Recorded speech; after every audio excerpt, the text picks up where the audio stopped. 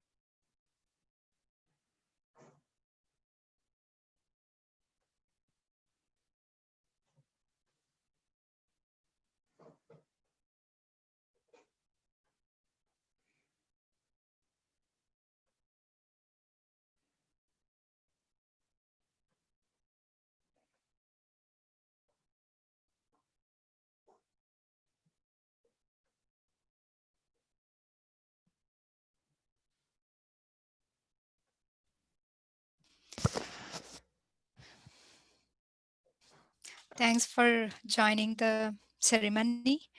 We are still waiting for the ceremony to begin over there, and soon we would be broadcasting a couple of talks on the beach end, and there will be someone to join in 5 minutes to update us what's happening over there. And I appreciate all your participation.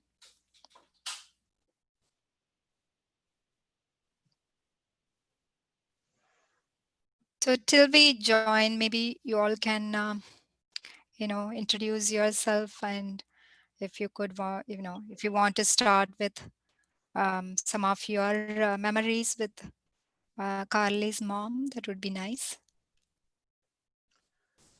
Well, my name is Lincoln. I worked with Dale on several perm spiels. She was one of the best performers I ever worked with. I was directing, she was performing. I didn't really need to direct Dale. She was, however she would read her lines, it was better than I had ever imagined. So it was, yeah. Thank you very much for sharing. Okay. If someone would like to share their reflection.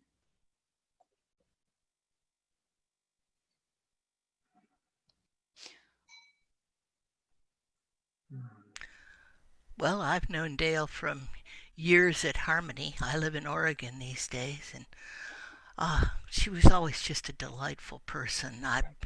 I could never tell what she was going to do next, and uh, she was just amazing. I miss her.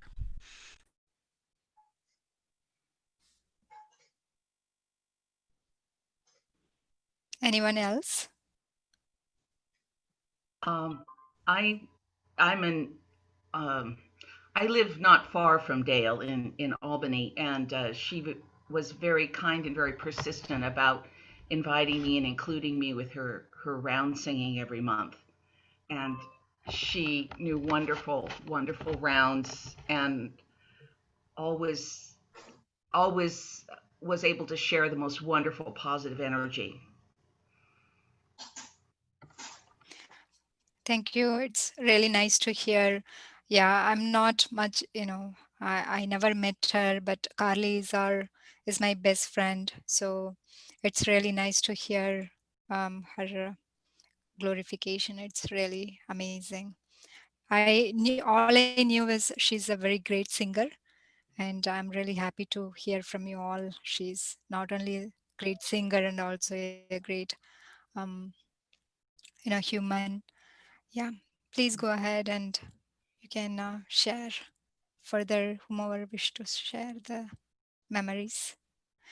We are recording this so that later, if anybody wants to, reminder. So the broadcast is recorded. Just want to inform you all.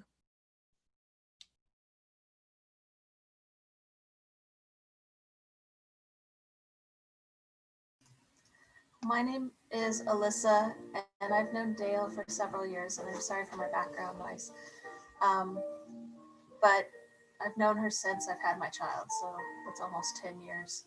And she was a fantastic storyteller at the libraries. Her music was amazing, and her compassion. When God calls us to love someone, she did that. And a couple of years ago, I had some back-to-back surgeries, which I wasn't able to drive my child to her summer camps for. And Dale, even though she was ill, went out of her way to help me and my family in our time of need unselfishly. She would always offer and be there for you, whatever support you needed, whether it was meals or rides, prayer, or just camaraderie.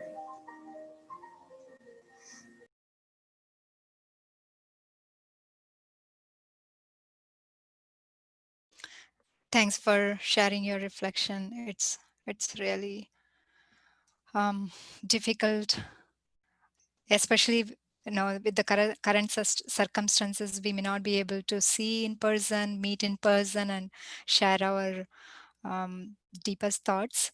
That makes it a little more depressing. But I think she's a very nice human. She will be really happy to hear all of us. In our belief, we basically believe the soul still exists for 11 days. So whomever shares their memory, they tend to hear. So I'm really confident that she will be hearing you all, and she would be really happy that she spent her time with you all, um, with a nice you. And also I'm grateful for participating in that and giving your time to remember her. Yeah, thankful.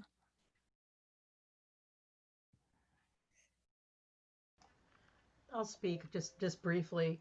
I can't even remember how many years I've known Dale. I mean, a really long time. She's just been a fixture in the folk community, and I feel like I've known her forever. It's probably been at least 25, 30 years. I have a lovely memory of Dale. One time she had a singing session in her sukkah. It was Sukkot, and she was Jewish. And so she invited a bunch of us, and we came and sang rounds in her sukkah. It was a lovely, warm autumn night, and we sat there, outside, but under the canopy kind of thing. And we sang together. Dale was wonderful with rounds, and she sang so many amazing rounds. I always was thrilled whenever I'd be in a rounds workshop at Camp Harmony and Dale would show up. Oh yeah, okay, this is one of the really, really good singers. She knows a lot of rounds. And one of my favorite rounds of hers was Open the Circle, because Dale was a very inclusive, welcoming person. And the words were, well, open the circle, the time has come. Open the circle for everyone. It's our circle, without a doubt. We'll keep it open till nobody's left out. And that was just Dale to a T. I'm really also feeling very honored that we got to go and sing to her as she was getting ready to die. A bunch of people went and sang outside her house, and I was glad that we were able to go over and do that briefly. Anyway, I love Dale, and I'm going to miss her. I'm glad to see so many people here.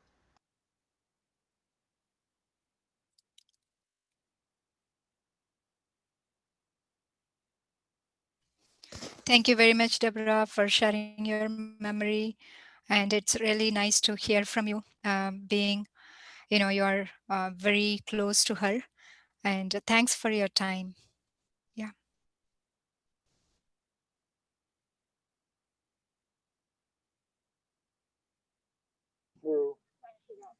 As a teacher.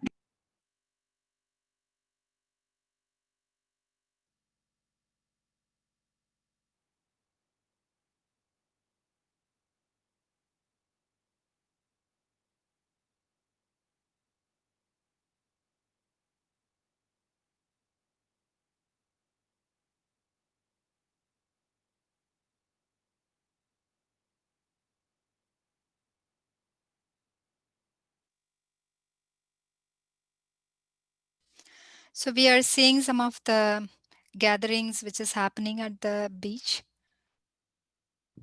Yeah, you can go ahead and share your memories while they are still setting up.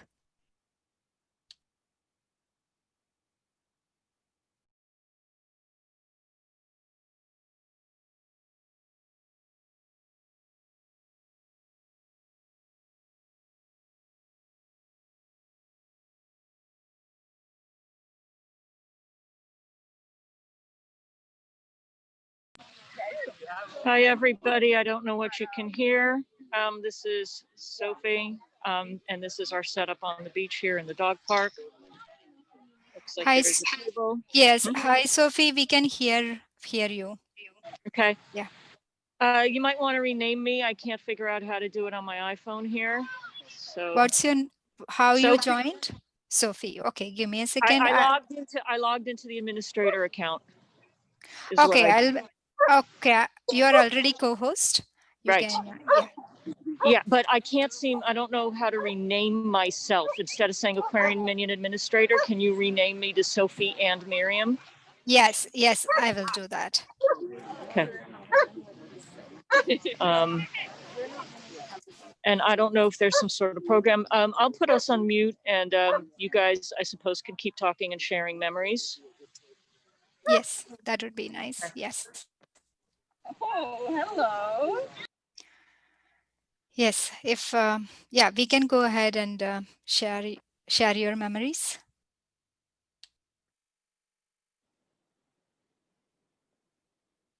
And if you want to talk, you can unmute yourself, and you can share your memories. The last time that I saw Dale was a couple of years ago. I've known her since I was really young, because my family was a part of the Aquarian Minion as well when I was a kid, but I don't live in the Bay Area anymore. And I was having surgery, and she let me stay in her home, even though she was in the process of packing her house up in Berkeley to sell. And so we were both pretty frail when I was staying with her because I had just had surgery. Hey, Victoria, call Kashangi. Do you have a phone? Yeah. Oh, actually, I have it. I'll let them. You have mute Kashangi's ourselves. number? Give me a I second. do. Can you please share it with me?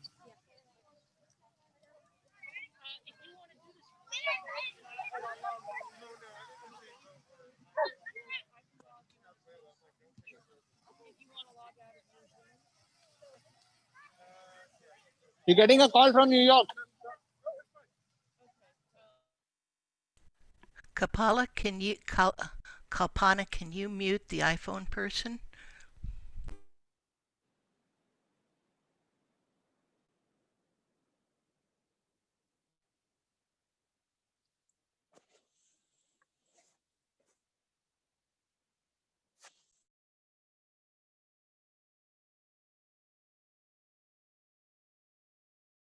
I think, Eli, you can go ahead now. Thanks, Barbara.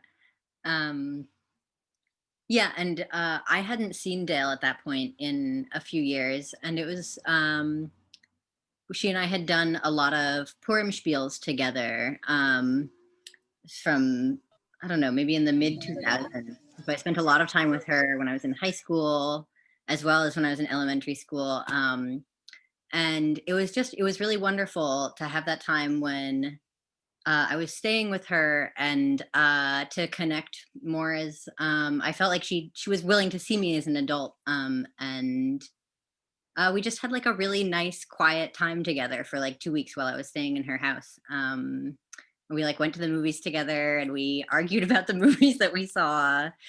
Yeah, and we talked about all the people that we had known since I was born. I mean, she's known me since I was born. And so when I heard that she had finally that she had passed, I was immediately reminded of like that time and how I suddenly felt really just so blessed to have had that time to spend with her. That was like a quiet time. I felt like I got to know her in a way that I never got to when I was younger because I was busy being a teenager and a child. And I'm just really struck by the generosity that she had to have me stay in her home during that time, which I know was a difficult time for her as well.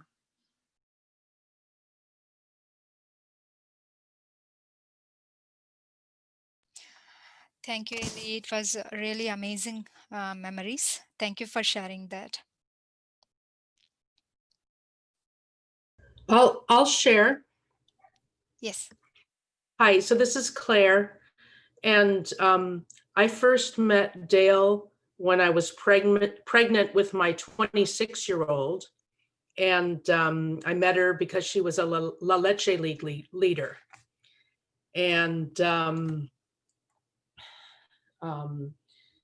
know, I've known her all those years, but our main connection is actually as singing buddies, because Dale is the only one who I know who loves rounds as much as I do. And so for years, she's had this rounds group.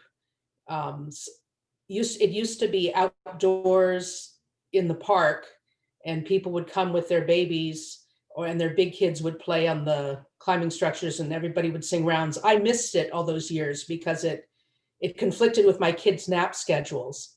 But once the kids were bigger and the round singing changed to the evening and at Dale's house once a month, that's when I started going. And I'm going to miss her so much. Her house is around the corner from me, so we've been neighbors for probably almost 20 years now, I think. And just sitting in her house, drinking tea, singing rounds, throwing balls for her dog, who was very insistent while we were singing rounds that we pay attention to, I guess that was Paige, pay attention to Paige and throw balls. And somewhere at the beach there is a memory book for people to write their memories in. And I collaged the cover with a lot of rounds music. And so I hope people who are there in person get a chance to write in the book. And after this event today, I think the book may live on my bench, which is around the corner from Dale's house, so that people who aren't in person at the beach can come and write their memories or glue in a picture or whatever. And I guess that's all I want to say, but I just sending my love to Marielle and Carly and Sylvie. Okay, that's it.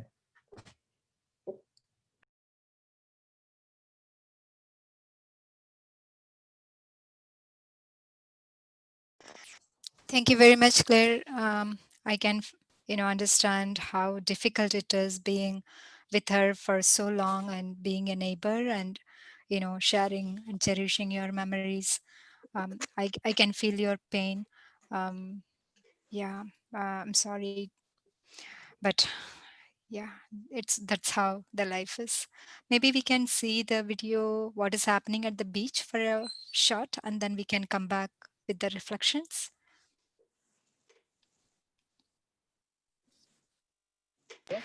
So this is Sophie. We just swapped cameras. So at some point, oh, there's Eric. Testing. Oh, great. At some point, I will turn this phone off so that we have Testing. so that we save battery. Unless you guys want two video streams, one focused on the spot and one kind of moving around the so-called audience.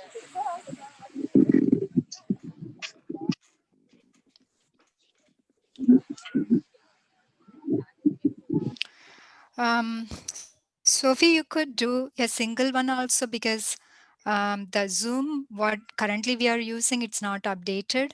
So I'm not able to show the side-by-side views. So they could see only one view. But it can, if all of them keep as a gallery view, then there is possibility. But good morning, everyone. Good morning, everyone. Welcome. Sky, can you hear me? Maddie, can you hear me? Give me a second, Carly. There is a feedback. If you could. We need to turn the volume on that phone all the way down. The volume needs to be down on this one. Oh, actually, why don't we just turn this one? Oh, no, the volume. Oh, the volume. Got it. Yeah, so yeah. Okay. That's as low as it goes. Why don't I just log out of this one? Yeah, you can log out of it. Yeah. Okay. Turn the volume on that off. This needs to disconnect audio. Yeah. Good morning. Welcome. It's really a pleasure to see so many beautiful faces who love my mom. I have a lot to say. I was preparing things that I'd like to say today, and I realized that it just went on and on and on. And so I'll save that for a little later, but I'd just like to orient us to what's going to happen today. And people are going to come and go. You don't have to stay for the full time, though you're welcome to, and I'll be here We set this umbrella over here, and it has a book of memories, and we would love to have your memories. We put a lot of hand sanitizer on that table as well. So you can sanitize before and after if you're nervous. We understand. You can also sit as close or as far as you like, because we do want everyone to be comfortable. This is my friend Victoria, and she's going to be our MC. She doesn't have a clipboard in her hand, but she will. And she'll be mostly over here as well. So we want to hear from everyone. My mom was so clear about how she wanted to leave with the song. And this is an extension of that. Many of you stopped by the house in the last few days. And it was just a beautiful kind of sum up of her life, which was song. So this is being run in the vein of an open mic. And we would like to hear your memories, your songs, your prayers. All cultures welcome. All funny stories welcome. All sad stories welcome. So I don't see anyone signing up yet, which makes me nervous because I'm going to stop speaking and there should be a sign up happening. So please get the clipboard so they can sign up. Ed's up first. And just thank you for being a part of my mom's life. I grew up with her, and I grew up with many of you coming in and out of the house, and never realized how spiritually inclined she was until observing her leaving. So thank you for being here. Thank you, family, for coming from close and from far. It's an honor to be together today. Thank you, Carly, and welcome everyone. As Carly mentioned, my name is Victoria. If you need anything, please just let me know. I'm going to be walking around with this notebook, and if you would like to say something, as Carly mentioned, a prayer, a song, just a few words, please let me know and I'll put you on the list. But first up, we have Ed Silverman, who's going to sing a song for us. So let's welcome Ed.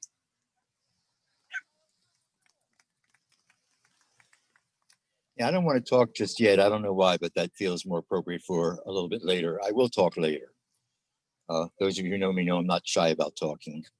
But I was talking with Pam Talou yesterday, who was part of the, she decided not to come today, but she's part of the rounds singers who used to meet at Dale's house once a month and sing rounds. And Dale would often teach this African chant, which is a chant for healing in this particular village that I can't remember the name of, where this chant comes from. When there was some discord, when two people had a falling out or a fight or something, the whole village would gather and sing this song, and they would sing it until the discord dissipates. And if they had to do it for a day or three, they would just keep on singing it until the strife and the bad feelings dissipated. Pam suggested we kick things off with this song today, and then she decided not to come, so it falls on me. It's a real simple chant. It consists of 3 words and 2 notes, so you'll pick it up in no time. A-B-O-E-A, A-B-O-E-A. Some of you already know it. A-B-O-E-A, A-B-O-E-A. A-B-O-E-A, A-B-O-E-A, A-B-O-E-A.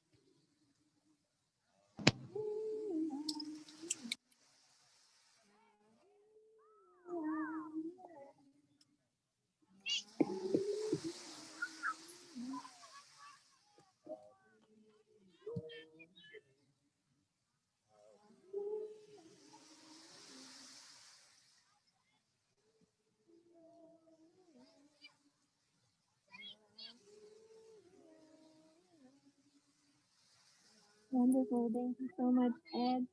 That was beautiful. So now we have Ellie. Ellie would like to sing. You can speak into, so this is connected to the Zoom. So. Did you talk? This song is one that is often familiar for Jewish high holidays, but really for any passage. Dale? Return again, return again, return to the land of your soul. Return again, return again, return to the land of your soul. Return to who you are, return to what you are, return to where you are, born and reborn again. Return again, return again, return to the land of your soul. Return again, return again, return to the land of your soul. Return to who you are, return to what you are, return to where you are, born and reborn again. Return again, return again, return to the land of your soul.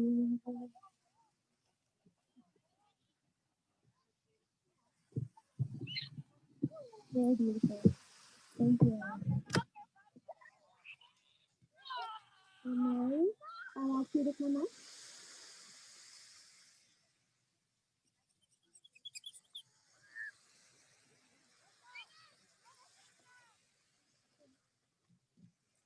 We're working.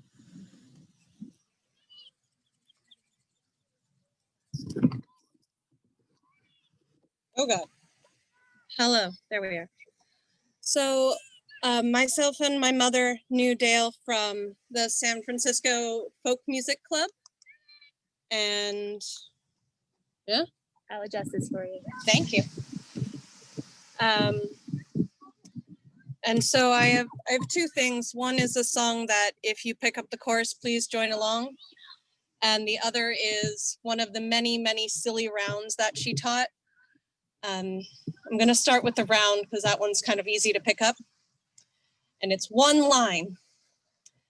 You haven't been eating scallop potatoes like I have for 3 days. You haven't been eating scallop potatoes for 3 days like I have. All right, that makes sense, right? Yeah? No? That's the entire song. That one line is the entire song, and then it. So the thing that always ended up happening, and so I expect it to fully happen, is slowly the length of time that one had eaten the scalloped potatoes goes up. It starts at 3 days, and it might end up at 10 years. Who knows? We'll find out what happens. So we're going to kind of divide. So from this camera point there is group 1.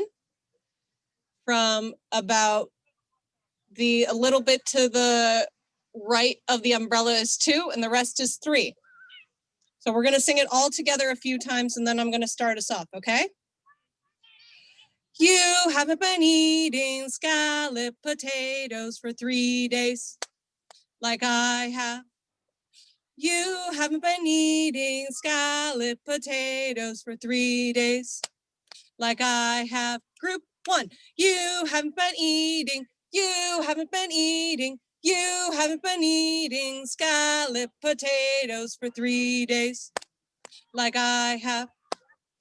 You haven't been eating scallop potatoes for 3 days like I have.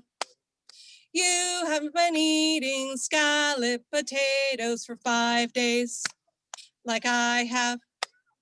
You haven't been eating scallop potatoes for 2 weeks like I have. You haven't been eating scallop potatoes for 5 weeks, for I have. You haven't been eating scallop potatoes for 10 months, like I have.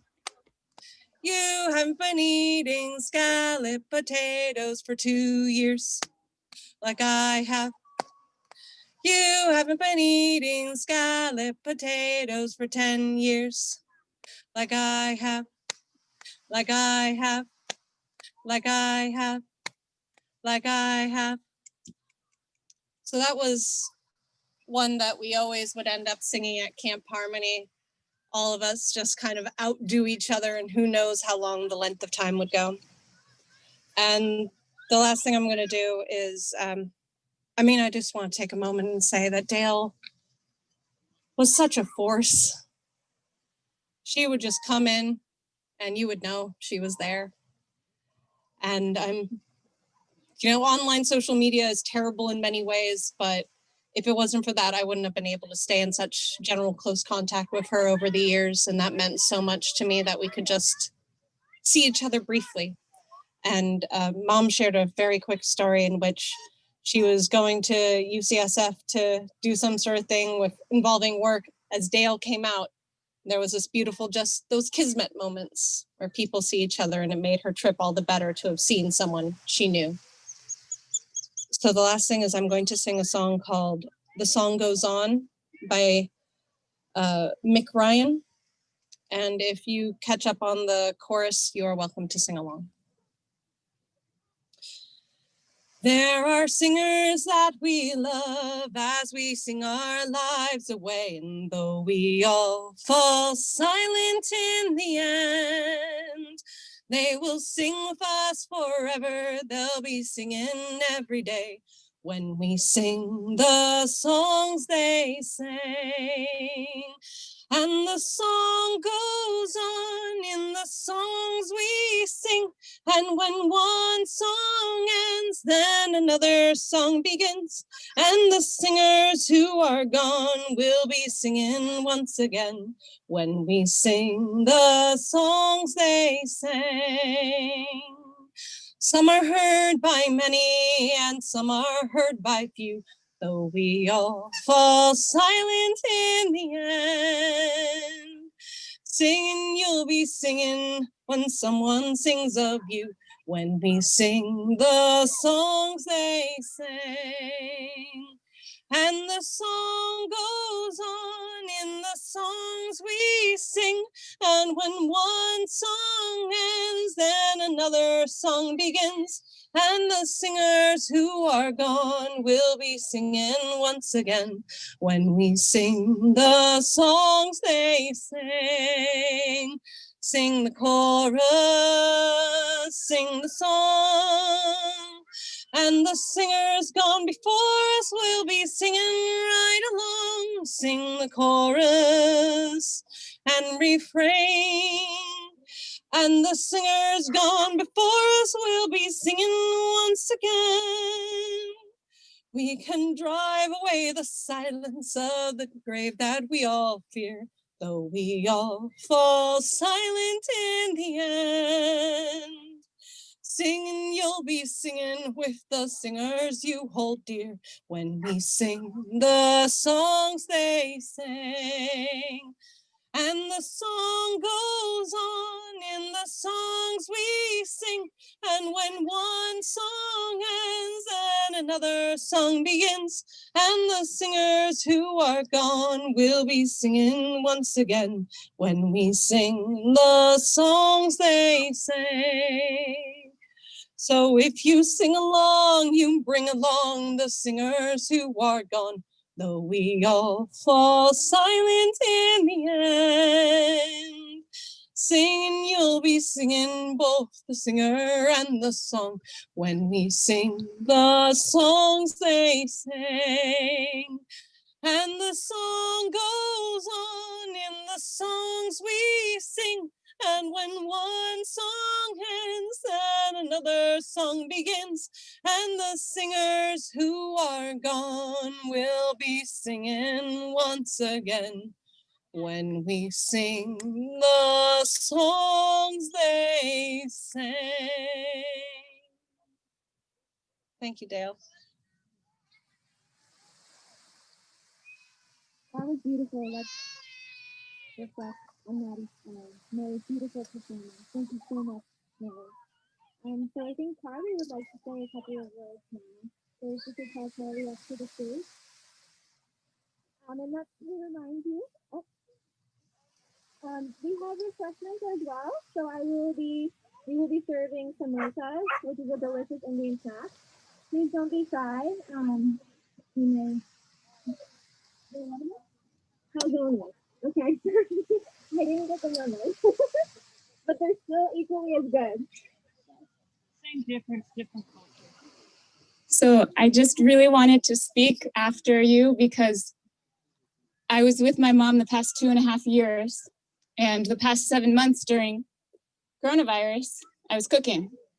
And in the past 6 weeks or so, she really only ate potatoes. She really lost appetite for everything else. It's not because she wanted potatoes, it's just what she could handle, but we sang that song a lot. And I prepared some things to read because I tend to not do well in these circumstances without, so I have my notes. But my name is Carly. I'm Dale's middle daughter, second daughter. And I have a few things to share, so I'll probably not do it all now and maybe come back again later. But I wanted to share this story that my teacher often tells. It's from his life. His name is Radhanath Swami. And this happened many years ago.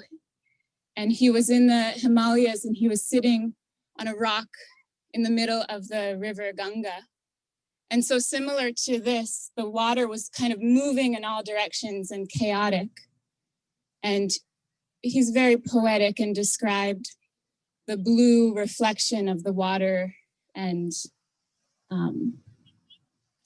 the shimmer. And it's just a reminder for me of being present, which I think during these months of eating potatoes, my mom was becoming more and more present. And hearing everyone's shares, it seems she was always present, but perhaps I didn't notice and observe how present she was. But she did become quite meditative, and she would come here to this beach as often as she could, which isn't as often as she wanted to. And she would stare out to the ocean as we're doing now and reflect on the world and on politics and on her life, putting together so many loose threads. So similarly, my teacher was sitting in the Ganga, in the river, and it was flowing all around. And as he looked up to the sky, he saw a huge hawk flying. And gradually the hawk started to descend down towards the water and then back up and come down and swim around and go back up, which is huge brown wings wide open, coming closer and closer to the surface of the water, and then plunged his claws into the river and had a fish grasped in its talons when he came up. And the fish was struggling hard for survival. As we who were in the room with my mom witnessed that struggle for life that's so inherent in each of us, that grasping and clinging.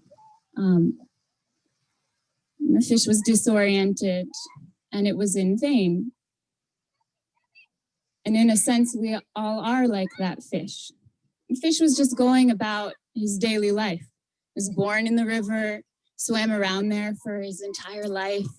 He had friends and relatives, much like us, gathered together, connected. And it was all in that water. And didn't know any other existence than that water. And when the fish woke up, it was just a routine day. I hadn't expected that a life-changing, life-altering event would happen. But fate ripped the fish from his comfort zone in a way that he wasn't prepared for, and in a way that my mom got to prepare for, was able to prepare for. And similarly, at any moment, we might be like that fish. And our tendency is to be so complacent without taking seriously what life is really for. And there's so many distractions and disasters in the world. There's the wildfires, there's the COVID-19 pandemic, or perhaps it's an epidemic at this point. There's the refugee crisis in Venezuela, the flooding in Sudan, the Beirut explosion, monsoon floods. It's unending. But none of the people who lost their life in any of these crises necessarily thought I might not see tomorrow. And the pleasures and the pains and the successes and the tragedies, they come as opportunities for us to learn from them, to learn to not be so complacent to what comes to us. And it's not a pessimistic view, it's a realistic view that we're all seeking happiness and forgetting that it's actually within ourselves. And so the unsuspecting fish who didn't know anything but a life in the river went about its routine like any other day, but in an instant was ripped out of its reality and met with death. And like that fish, we routinely live our lives hardly aware that at the least expected moment, that yellow-eyed hawk of fate in the form of crisis or tragedy or death might wrench us out of our comfortable environment. We see it on the news. We know that it's occurring around us, but we rarely take it seriously that it could happen to us.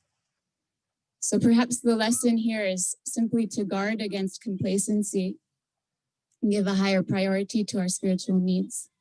Because if that fish swam deeper, the hawk wouldn't have been able to reach it.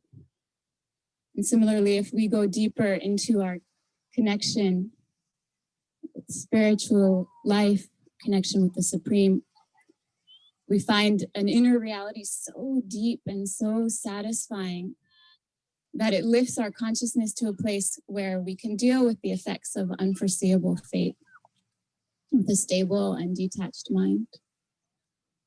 So I'm very, very grateful that I got to spend these past 7 months so close with my mom, and the past almost 3 years with her and caring for her.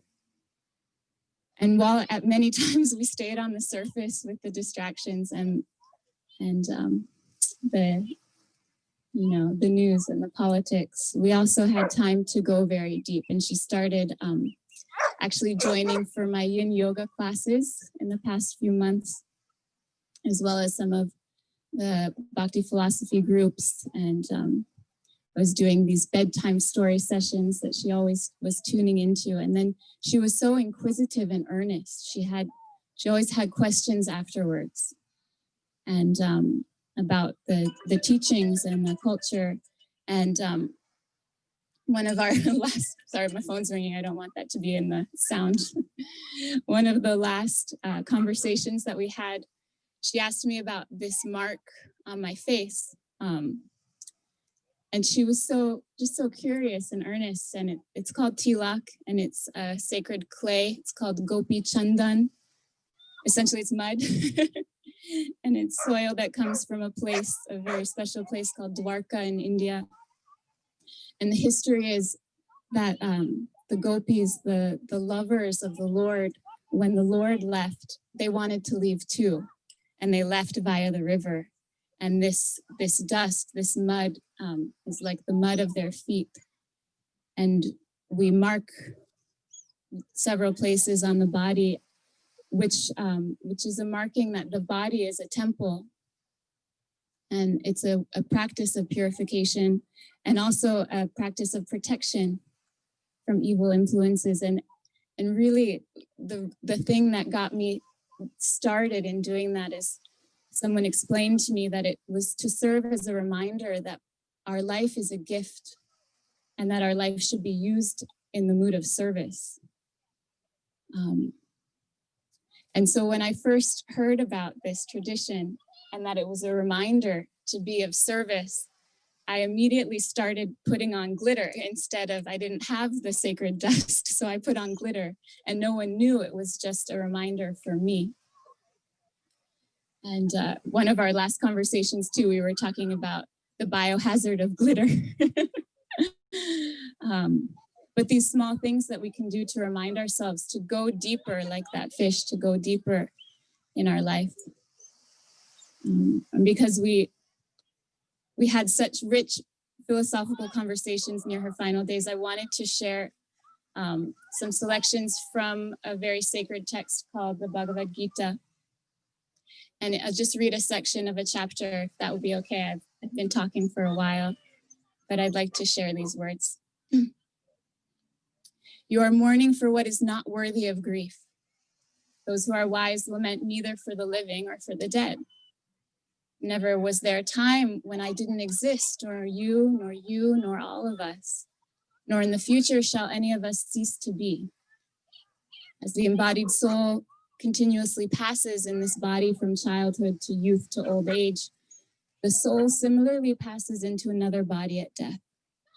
The sober person is not bewildered by such a change. The non-permanent appearance of happiness and distress and their disappearance in due course are like the appearance and disappearance of the winter and summer seasons. They arise from our sense perceptions, and we have to learn how to tolerate them without being disturbed. And for one who is not disturbed by happiness and distress and is able to remain steady in both, they are eligible for liberation. And those who are the seers of this truth have concluded that of the non-existent, this material body, there's no endurance, and of the eternal, the soul, there's no change. They've concluded by studying the nature of both. That which pervades the entire body you should know to be indestructible. No one is able to destroy the imperishable soul. The material body of the indestructible, immeasurable, eternal living entity is guaranteed to come to an end. But for the soul, there's neither birth nor death at any time. She has not come into being, does not come into being, and will not come into being. She's unborn, eternal, ever existing, and primeval. She's not slain when the body is slain. Just as a person puts on new garments, giving up the old ones, the soul similarly accepts a new material body, giving up the old and useless one. The soul can never be cut to pieces by any weapon, or burned by fire, or moistened by water, or withered by the wind. The soul is unbreakable, insoluble, and can be neither burned nor dried. She's everlasting, present everywhere, unchangeable, immovable, and eternally the same. It is said that the soul is invisible, inconceivable, and immutable. So knowing this, we should not grieve the body. But if, however, you think that the soul or the symptoms of life will always be born and die forever, you still have no reason to lament. One who's taken birth is sure to die, and after death, one is sure to take birth again.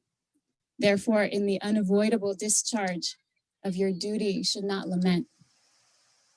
All created beings are unmanifest in their beginning, manifest in their interim state, and unmanifest again when annihilated. So what need is there for lamentation and suffering? Some look on the soul as amazing, some describe him as amazing, and some hear of him as amazing, while others, even after hearing about him, can't understand him at all. One who dwells on the body can never be slain, therefore you need not grieve for any living being. And then just one more verse that I'd like to share. In this endeavor, there's no loss or diminution, and any little advancement on the path of life can protect one from the most dangerous types of fear. Thank you all for loving my mom and sharing your memories. It's really beautiful to be with you.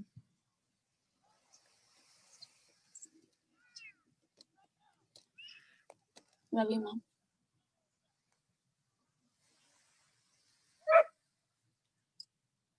Thank you so much, Carly, for sharing such beautiful realizations from the sacred text Bhagavad Gita from His Holiness Radhanath Swami. Some really depth, beautiful realizations. So I'd like to call up Betsy. Betsy. And then Maddie will be next. I'd like to remind everyone that there is a memory book over here on my right, those two small tables. You can write your memories. And of course, we are serving snacks, little calzones and fruits and nuts. Please, please, they're delicious. So please help yourselves.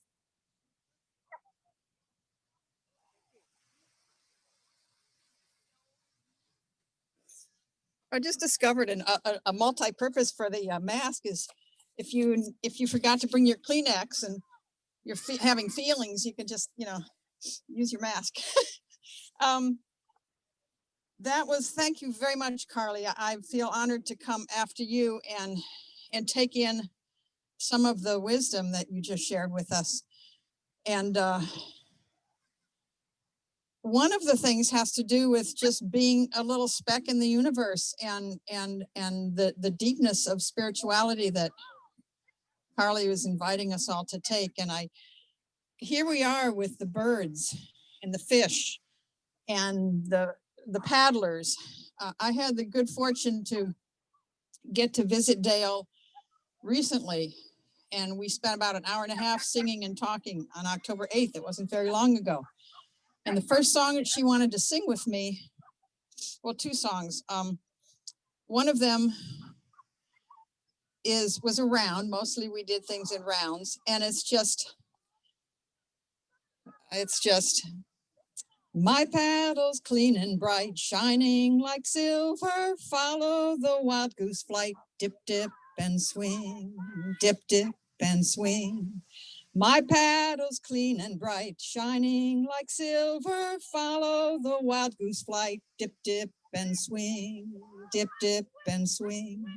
And I see the paddlers dipping, and I see the fish diving deep, and I see the wild goose and the gulls, and I see Dale free as a bird, released, flying out in the water, diving down. So we get to feel her presence everywhere now. And then we move from that song into keep breathing, it's the most important part. You dip, dip, and then you swim. You dip, dip, and then you swim. Keep breathing, it's the most important part. You dip, dip, and then you swim. You dip, dip, and then you swim. And the other song that she sang when we were in the sukkah where these pictures were taken just a couple of weeks ago, was a song that I sent out. And again, in the spirit of Dale, very vast thinker and a very vast feeler and a big sharer of music and of her heart and so much. She wanted to sing Hine Matov. So we sang that for quite a while, and we'll do this together and then we can probably break it. It's very ethereal and it's very earthy all at the same time. And it's basically translated into behold how good and pleasant it is for brothers and sisters to live together in unity and to be here together in unity. Despite all of our many belief systems, we bring it all together. Hina matovu manayim shevet achim gam yachad. Join me. Hine matonu manayim shevet achim gam yachad. Hine matonu manayim yachad. Hine matonu shevet achim gam yachad. Can we do that in two parts, one and then the other? Okay. Hope that key's okay.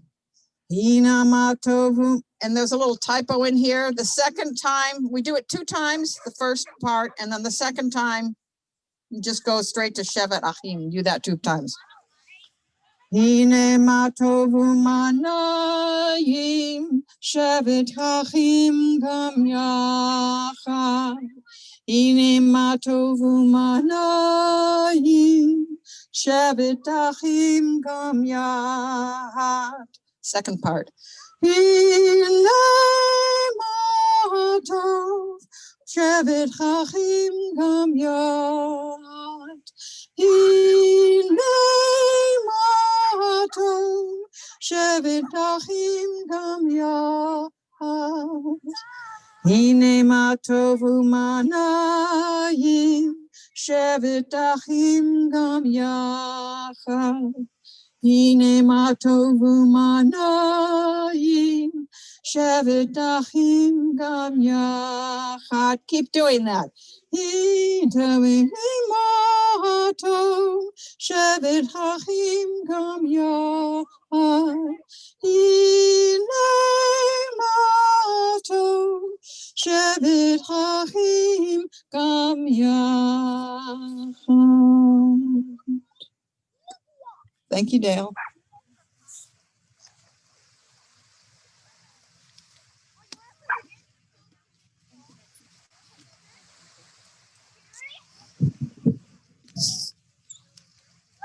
Thank you, Betsy. So I'd like to call Maddie up to the podium. And I'll just remind you again, there's a memory book that you can sign. Also, if you'd like to speak something or sing something, please let me know and I'll write your name down in the book.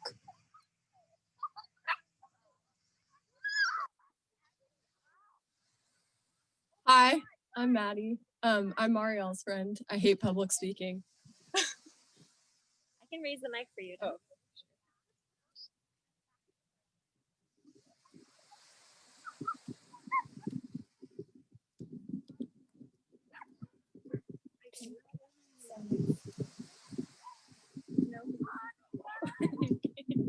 No.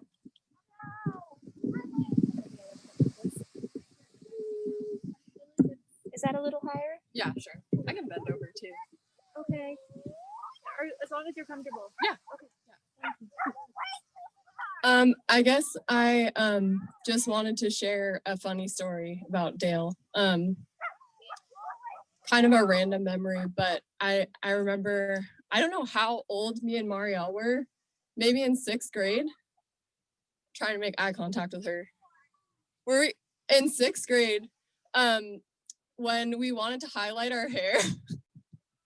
And Dale, I don't know how we convinced her. I don't think it needed much convincing. We just bought this like highlighter from the store where you pull sections of your hair through it, I think. Something like that. And yeah, I just remember it smelled horrible and it was like the worst highlighting experience ever, probably. And I almost threw up, and I think Mario almost threw up too. But that's just the kind of person Dale was, I think. She was just kind of an amazing mom who just really, I think, herself embraced individuality and really encouraged it in Marielle and also in me a lot. Yeah, and I think also just speaking to, I guess, like Marielle's friends and our friends from King and our whole middle school and high school, I think Dale is just an extremely iconic mother, and that house is extremely iconic. And I just have so much memories growing up there. I feel like I kind of grew up at that house after going there after school. And she was just a really incredible woman. And yeah, I think it's a huge loss to the community of Berkeley mothers and parents. So yeah, rest in peace, Dale.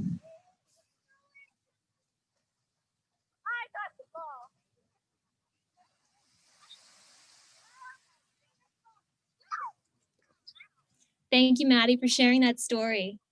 So now I'd like to call Shay up to the podium. And then after Shay, we'll have Bella.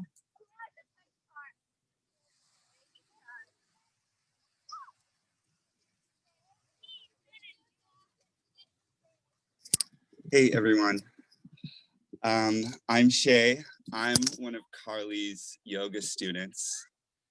And I just want to share a short story about Dale. I actually never met her, but I got to know her by getting to know Carly over a few years now. Not only Carly's depth of yogic knowledge, but also her cheerful outlook, the love of dance and community, which I just have to believe came from somewhere.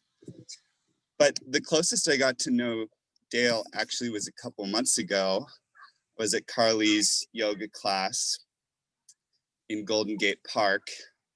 And it was a gray day, kind of like today.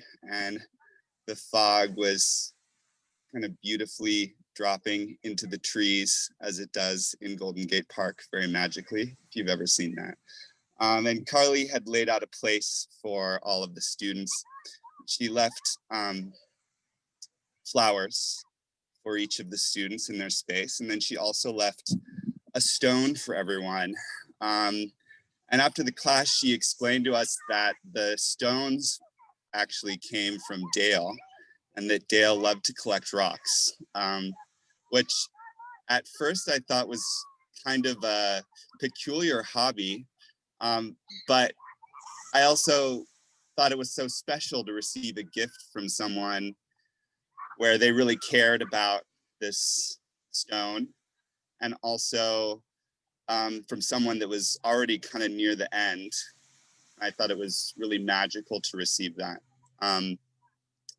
And so I actually think it's really appropriate we're here at a beach, not only because there's lots of cute dogs around to watch, but also I think there's something kind of symbolic, like a rock is so permanent, but even a rock becomes sand, just like what's all around us. And thinking a little bit, you know, I also come from the Jewish faith, but also I'm a student of yoga, and Jews have a tradition around rocks, leaving rocks at grave sites, and also ashes to ashes, you know, many concepts around that. And then in yoga, I was thinking a little bit about, there's a concept of abhinivesha, which is the fear of death, and how it's kind of like the ultimate blocker to spiritual growth.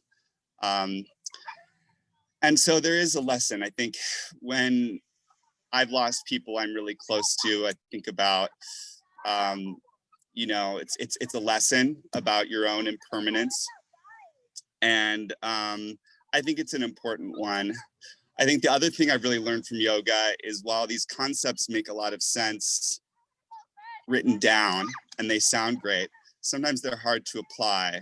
So even though we all kind of have to accept death, you know, I think we also need to understand that, like, what I've found is that accepting that it's really hard at the time is also important. And so as we're sharing these happy stories or different spiritual lessons from this, I think also just acknowledging that this is a really hard time for everyone is also important. And even though I never met her, I'm really grateful for Dale for giving us Carly.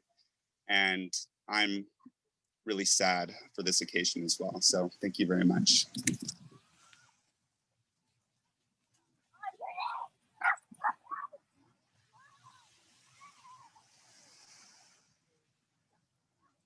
Thanks, Shay. That was really beautiful.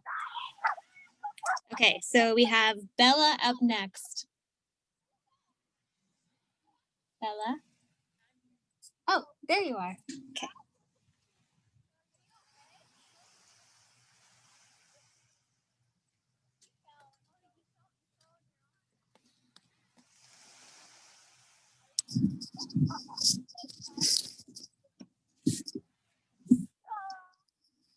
Wow, I did stand-up comedy in all sorts of places, and never did I think to disinfect the mic beforehand. Maybe I should have. It's really an honor to be here today. Thank you so much to everyone and what they've shared already. Carly, your wisdom was really beautiful. And Shay, what you said about this being hard and accepting that it is just hard is key, because that's part of being human. And that's what Dale brought to me, and the biggest gift was the gift of just being human and staying in the moment. And she did it so gracefully. One of my favorite things about Dale was the way that she spoke about her daughters and her son.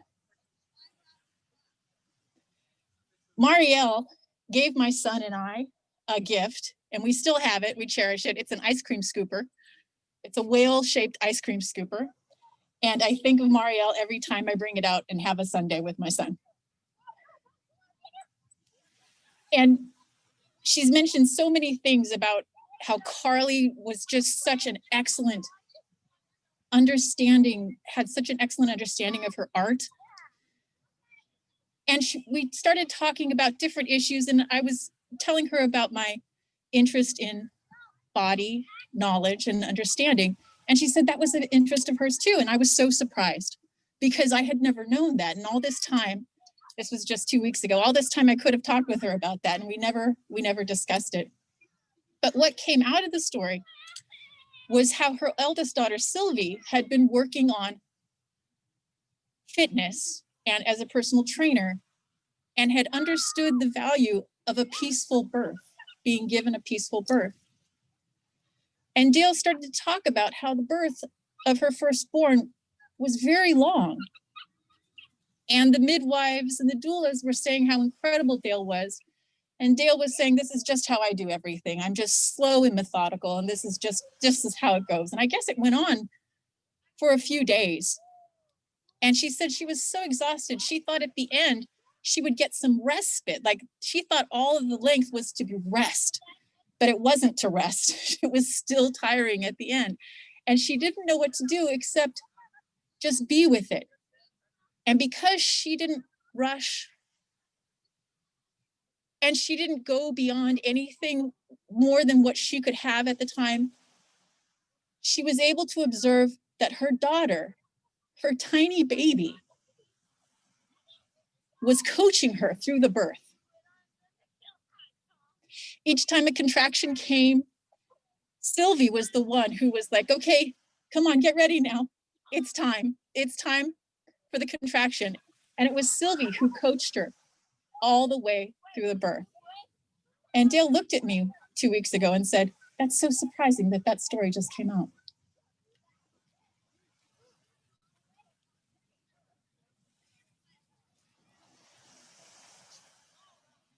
And so that's why I felt that I should share it today. That kind of knowledge was the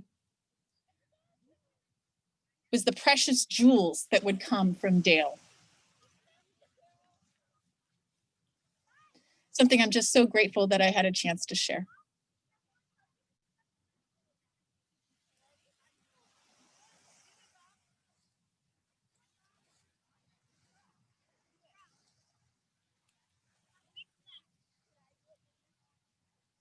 Thank you very much, Bella. That was beautiful. Now I'd like to call up Gary, and then following Gary will be Nata.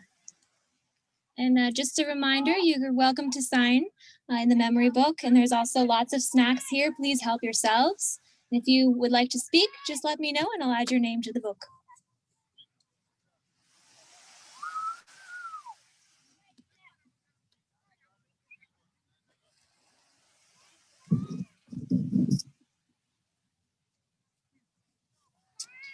Hi, everybody. For those of you who don't know me, I am the proud father of Dale's children. Dale and I were together for 18 years, and Dale showed me so many things that were unfamiliar to me and enriched my life forever by being with her. Dale, it's unimaginable to think that Dale is not here anymore. She was such a force of life. She was strong, confident, And yet she was also the Dale that I knew too. She was delicate as well. Maybe that's a side of her that many people didn't know, that she had vulnerability.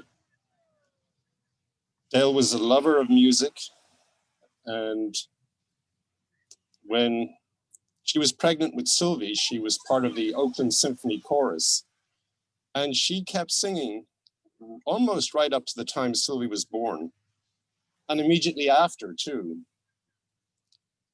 Dale sang to her children. Dale read to her children. She was a really good mother.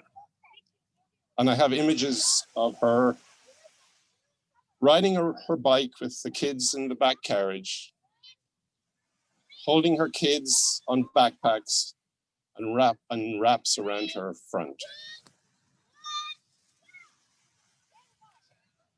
We will all miss Dale.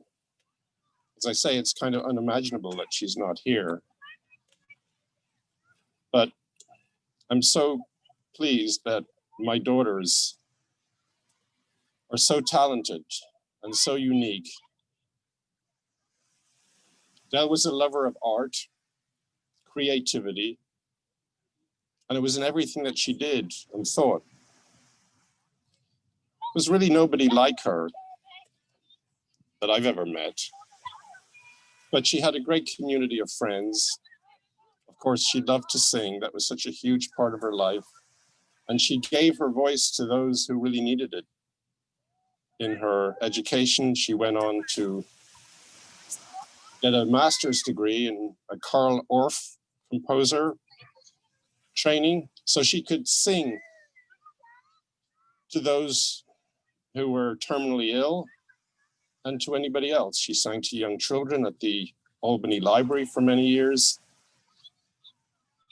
She was a good woman. She was a strong woman. She will be greatly missed by all of us who loved her. You know, today when I woke up and I looked out my window and I saw that it was a gray day, in some ways that's kind of appropriate, but I brought an overcoat thinking we were all going to be here at this beautiful spot, freezing our butts off. And here we are on this absolutely perfect day. The sun is shining, you can hear the sea, and Dale would have liked that. So on behalf of Dale, if I may, I would just like to thank you all for being here. Thank you.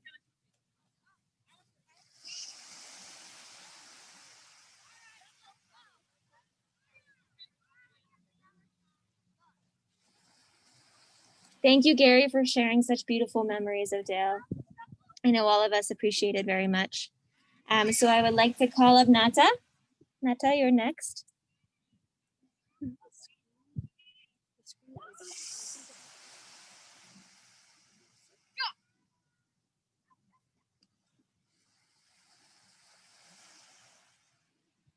Following Nata will be Ed.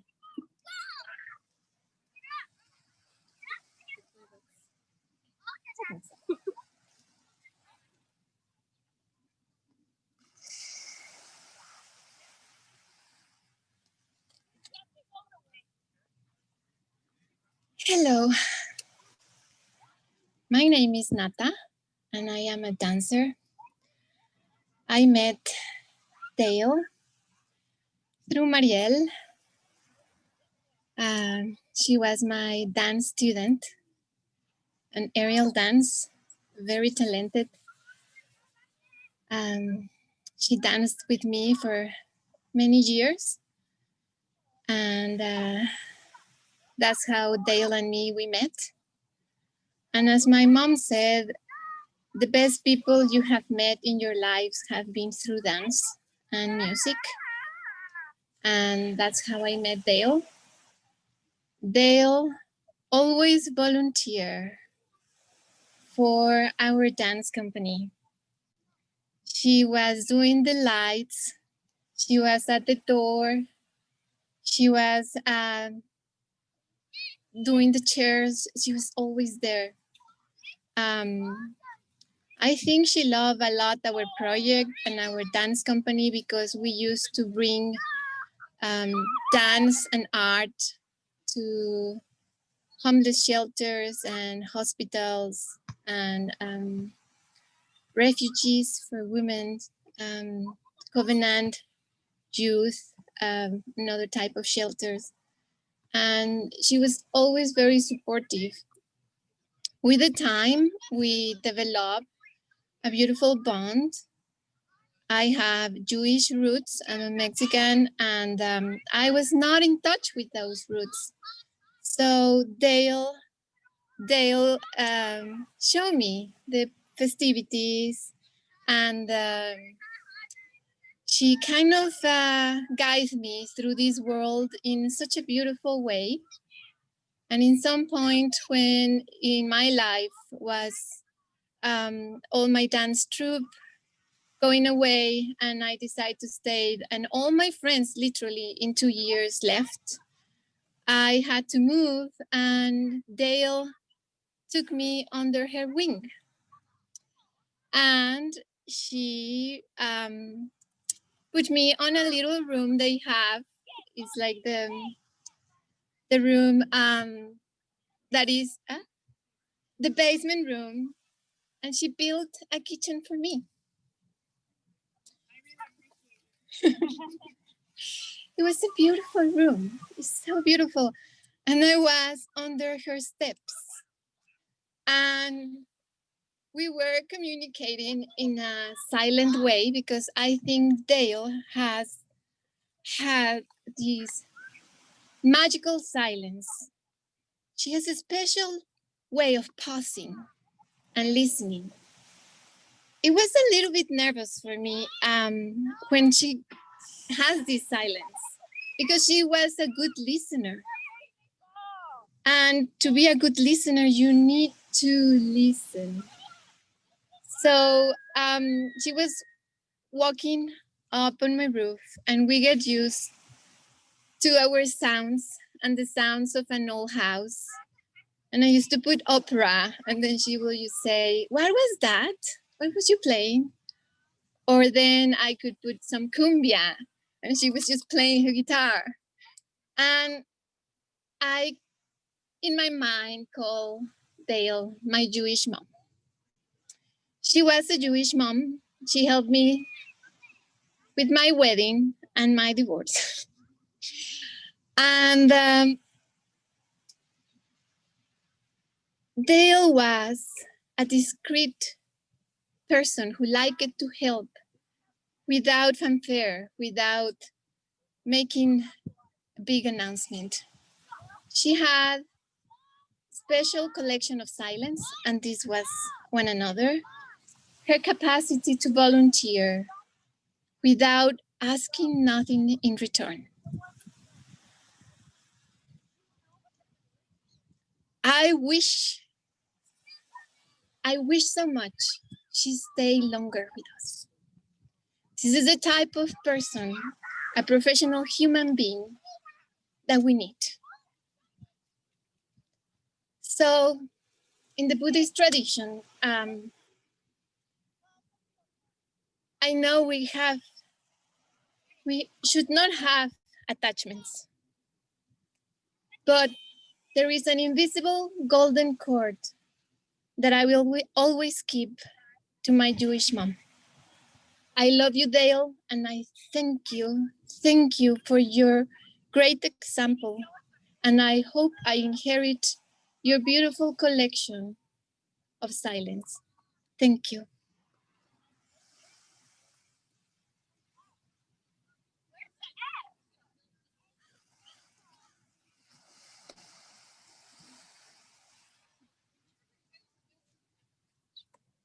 Thank you very much, Nata. That was beautiful. So now Ed would like to say something. So we'll bring him up to the podium. And just a friendly reminder, it looks like the calzones are going around. So please eat. And there's also some snacks on the table here. And you can sign in the memory book if you'd like to share your memories. And of course, if you would like to speak today, I have my notebook, you let me know. So Ed, stage is yours. The calzones is where the cows live. in the calzones.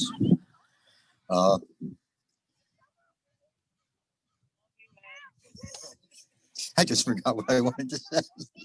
You know, it's really interesting listening to Carly talk about going deeper, because one of the things I liked, one of the many things I liked about that photograph that the girls posted, is it shows Dale in a contemplative mood, which isn't something we talk about a lot. If you read the kind of posts that were posted the last day, and Nadia is a beautiful exception to this, all the posts are about how happy she was and how much singing there always was and how joyous she was, and that's all true. That's all very true. But when you look at that picture, there's Dale contemplating, thinking, taking in the ocean and feeling it. And it was so good that at this stage in her non-life, if there is such a phrase, that's what her daughters chose to post. Dale taking in the ocean. And Lord knows what she's thinking, but we can see her taking it in. So it was a beautiful photograph. The memory I want to share of Dale, talking of singing. By the way, I was going to wear a white shirt and a tie today, because that's my idea of how you come to a memorial service. I'm a more formal, more old-fashioned guy than a lot of people may realize. You wear black to a memorial service, or at least somber. You come formal, or at least semi-formal. I wasn't going to put a jacket on. But then I saw this shirt. And Dale gave me this shirt. And it's black. And it has Hebrew letters for the Jewish heritage that brought us together. And it's pretty. And I'd like to say it makes me look pretty. I'd be very happy if you all agreed with that. And then this hat was given to me by Dale. So I'm kind of decorated with Dale today. But the memory I want to share is not my memory. It's Katie Ty Warren's memory. Katie Ty Warren is the founder and the director of the Living Room Choir, which is a group that's dedicated not to singing for making beauty and creating something that people will enjoy hearing, listening to. The Living Room Choir and much of Katie's life is dedicated to singing for the pleasure of the act of singing and for the way that singing together can bond people. At many rehearsals, Katie has said, I don't care if it sounds like a traffic jam, just keep, as long as we're singing together. That's her philosophy. And she, I don't know if it was a personal post to me or if she put it up on the Facebook threads. I've read so many things in the last few days. But she talked of coming to Northern California. She had a showbiz career in Los Angeles. And she wrote that when she first came to Northern California, Dale was the first person she met who sang for the pleasure of singing, not for making a performance.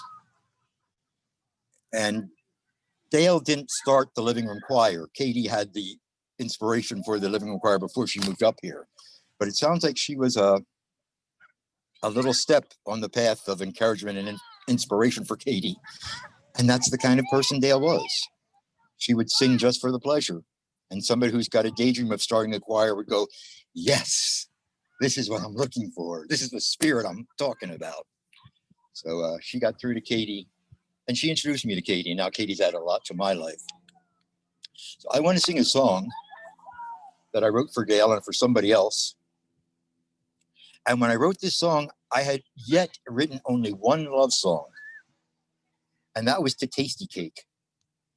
And I'm not proud of that. But one night after knowing Dale a few years, she finally drew a love song out of me. And the story I treasure about this song is that when I first sung it for Dale, I sung it at one of her rounds gatherings. And I said, I got a new song and it's not around, but will you indulge me? And they all did. They all indulged me. They let me sing a song that wasn't around. And I got to this one phrase in the first verse. And Dale said, oh, I know what's coming, with a little giggle in her voice. And I had never talked about the subject of this song with Dale ever, not even the slightest hint. I had never said, you know, I love it when blah, blah, blah. No, she had no idea I thought or felt this particular way. But When the song was over, I said, well, was it what you thought was coming? And she said, yeah, that's exactly what I knew what you were going to sing. So this is that song, that love song that I wrote for Dale and for somebody else. In the wee still hours of night, just as the sun loses light. Oh, and the other thing I wanted to say about this is that there's one line in it that always bothered Dale. And as the years went by, her protests became louder and louder every time I sang that line. And about 6 months ago, I decided, you know, if she's going to die anyway, I'm going to change that line out of respect to her. And I told her that, and she said, oh, I don't care what you sing. And I don't know if she was mad at me, because she often was, or if she was just in one of those moods everyone gets in, whether you're coping with cancer or not, where you just can't think about any decisions. But she said, I don't care what you sing. And I thought, well, if she doesn't care, I don't care either. I'm going to sing the song the way I wrote it. Maybe I wasn't so sincere about rewriting it in the first place. But today I'm going to sing it with a change in it. And you all won't know, but trust me.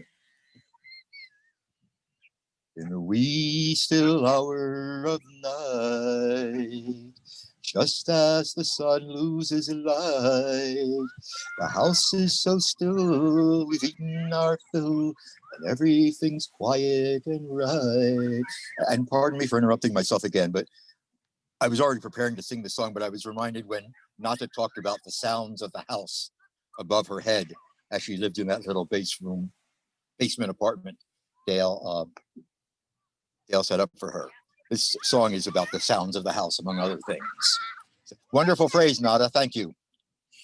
In the wee still hour of night, just as the sun loses light, the house is so still, we've eaten our fill, and everything's quiet and right. That's when the music comes on, the music of murmurs and yawns, the two sounds of the world that I most adores, the dogs, snores, and yours. There's Max on his rug, all curled up and snug, drifting into sleepy time zones. While you lie beside me, you're breathing to guide me, I hum along with the tones. Sometimes we all breathe together, so loud that we drown out the weather. The wind and the rain may rattle the pane, but we sleep as soft as a feather. Sometimes we breathe easy and slow, soft as the falling of snow. There's powder and flurries, but we have no worries, as often to slumber we go. With thick blankets above us and pillows below us, we drift away into the dark. And if out on the street we should hear a horn beep, Max answers back with a bark. From the darkness, the sun slowly rises, full of delight and surprises. The sun rays are beaming, no more time for dreaming. We agree to open our eyes. Then it's time for the shower and dressing. The hot water comes as a blessing. Then downstairs for the meal, the pancakes are real, as the stovetop I'm carelessly messing. The traffic cans rattle, the garbage it roars, everyone's going outdoors.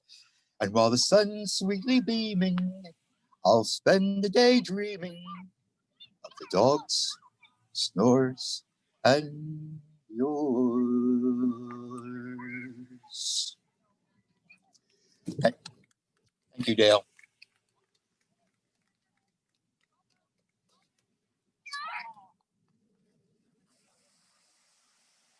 I'm going to wash that COVID right off of this mic. I'm going to wash that COVID right off of this mic.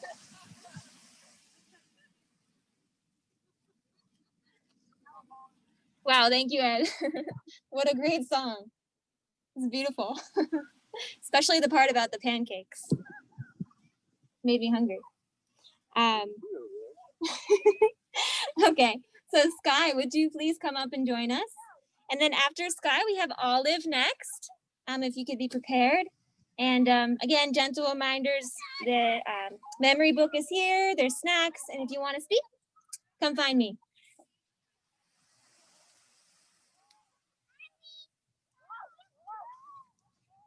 Hello, I'm gonna be short. I did get to spend some quality time with Dale over the last couple years. Very interesting. She was able to get and laugh at my dark, dry humor. So I really appreciated that. I'm gonna request something from everyone, from Dale. She would really appreciate it if everyone went out and voted. And never use Amazon Prime again or Whole Foods. So there's one aspect of Dale that I wanted to bring up, and it was every time a song would come into the environment, for example, from a commercial or the beginning of a TV show or someone else singing, Dale would immediately start singing and dancing to that song. And if you ever want to experience that, you can just look at Carly when a song comes on, and she does the exact same thing. And I see her do it all the time. And I will always think that that's Dale inside of her. So that's all I have.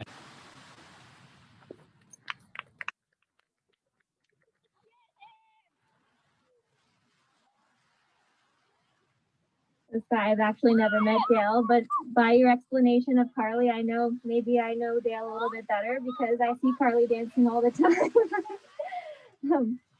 Okay, so Olive, could you please join us?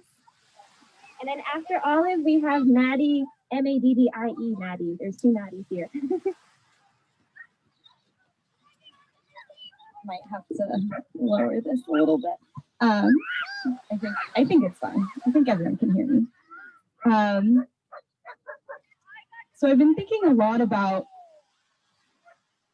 being with Dale, and I think a lot of times it overlapped with really big events. And the time that keeps coming up in my head is when, after Marielle had surgery, I got to have many sleepovers with them at an Airbnb, and Dale and I talked a lot while Marielle was sleeping. But during this conversation, Marielle was there also. And I was just finishing up college and trying to figure out what my next plan was. And I had kind of started settling on wanting to be a professor and teacher, but I wasn't sure if that was really attainable or what fit me the best. And Dale spent the next week really assuring me that that was a great path for me and gave me confidence in myself. And now, a couple months ago, I came and I brought a candle and a card, and we talked outside for around 2 hours and just about life and politics and the way the world was. And I had told her that I was starting school and I was on the path to become a teacher. And once again, she continued to build my confidence up and support me and offered spaces for me to learn and discuss. And it's always been such a pleasure. And in that card, I had wrote how lucky I was that she had welcomed me into her family and how special it was that I was able to be there for so many big moments with her and with Marielle. And this past week, I've really have been able to spend so much time with them, and I've really loved being more into the family and being invited into it. And I also just thought about when it was Marielle's senior thesis film, Dale's very good friend Bonnie was staying with us, and Bonnie was telling us all about when they were younger and when they were closer to our age, and their love of the arts made their friendship stronger. And I think about how lucky I am that Dale gave that to Marielle, and that's how we bonded, and also the relationship that we have with our sisters and that strength between us. So I love Dale, and I love all of the Bolands, and I love Marielle. And I'm so lucky that I'm able to be here with all of you and get to hear stories that I wasn't a part of, but I can really see Dale giving the joy and life there. Thanks.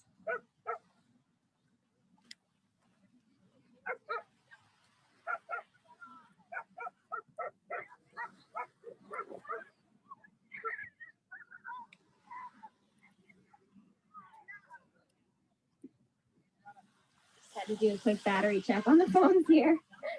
Okay, so Maddie, we'd like to call you up to the stage. And then after Maddie, we have Sammy.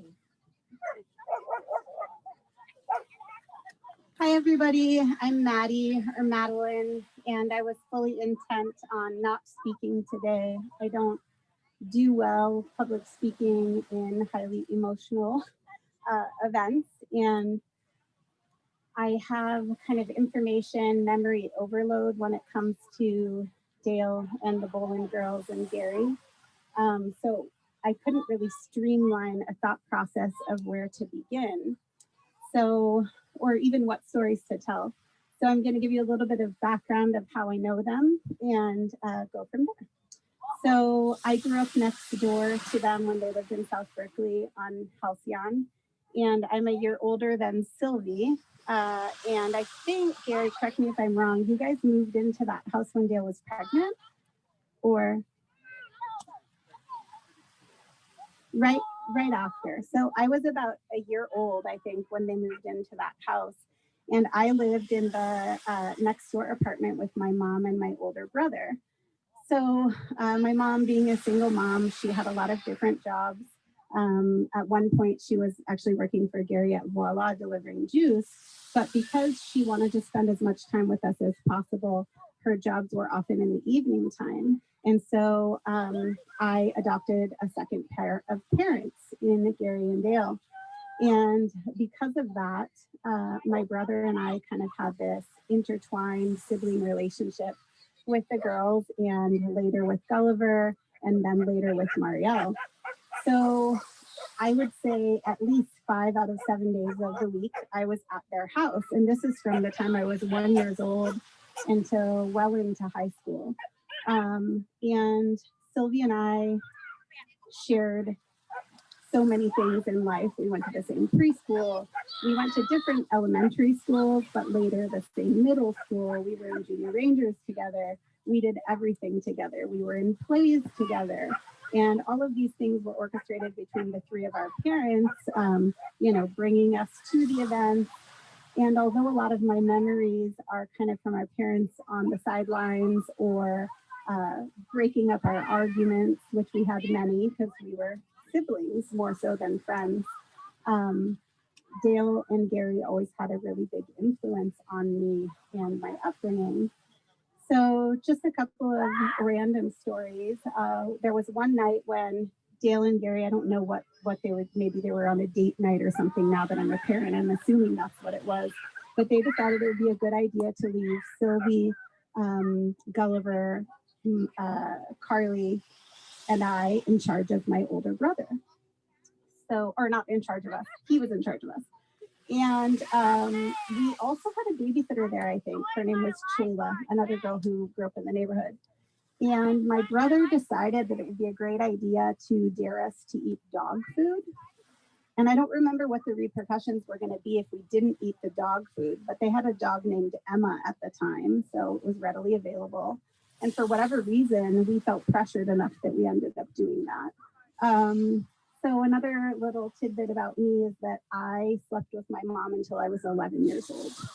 And I was terrified to sleep at anyone else's house. And naturally, I had friends in elementary school, and back then people weren't weary about having sleepovers. And so I often got invited and never wanted to go. But because Dale and Gary were like family to me, it was, probably about once a month that they would try to coerce me into sleeping over so that my mom could have a break.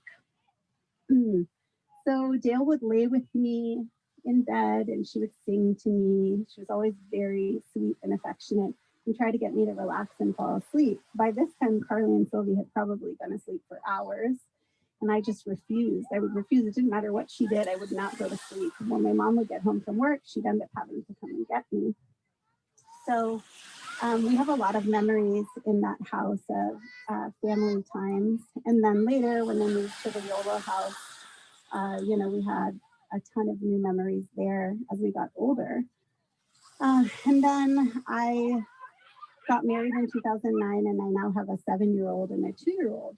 And I've often called her for advice, you know, whether it was about breastfeeding or just random memories that I wanted to talk to her about. And this last week, it was Thursday, I called Carly, and she was with Dale, and I asked to speak to her, and I wanted to vent to her about my experiences with Zoom homeschooling, the worst thing ever. And I thought that Dale would be able to give me some good insight, because at one point she was homeschooling Carly, Gulliver, and Marielle was a baby at home as well. And I told her, you know, like, I don't know how you did it with 3 kids. So my 2-year-old obviously isn't in school, but I have this 7-year-old, and it's pure torture. He does his Zoom class in the morning, and then I spend the whole afternoon arguing with him, trying to get him to do the homework assignments that he's been given. And I was like, it's not worth it. We're not having any fun. We're constantly fighting. And she's listening, and she reminds me, you know, that back then they had play groups and mom groups and different activities and field trips that they would go on, and that it was much easier. And she said, you know, as a general rule, I never did more than 2 hours of teaching a day. I don't think kids can handle more than that. And there's a lot of other ways to learn. And I agreed, but continued to lament about my own experience. So after listening to me for a while, she finally says, you know, Maddie, I think that you should just tell his teacher to go shove it.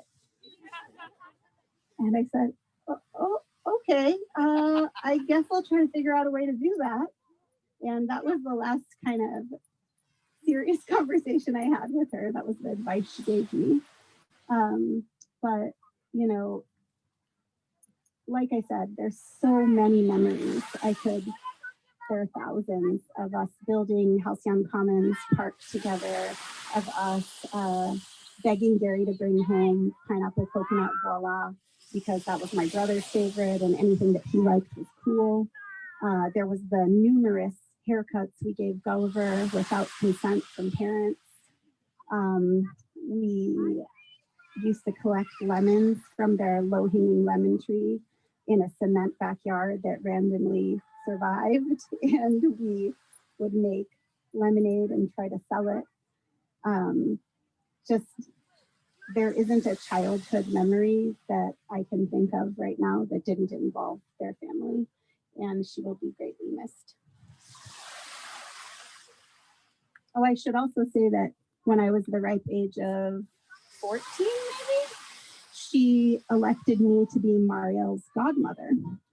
So she told me that I was going to be her fairy godmother. And I wasn't sure if that meant that I was like a fake godmother or if I was the real deal.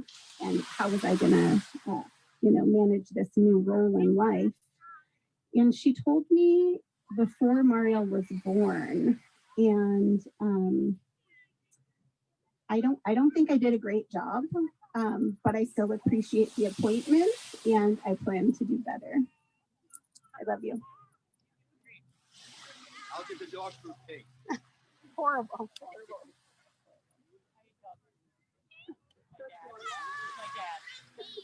That was so wonderful, Maddie. Okay, so Sammy, you're up next.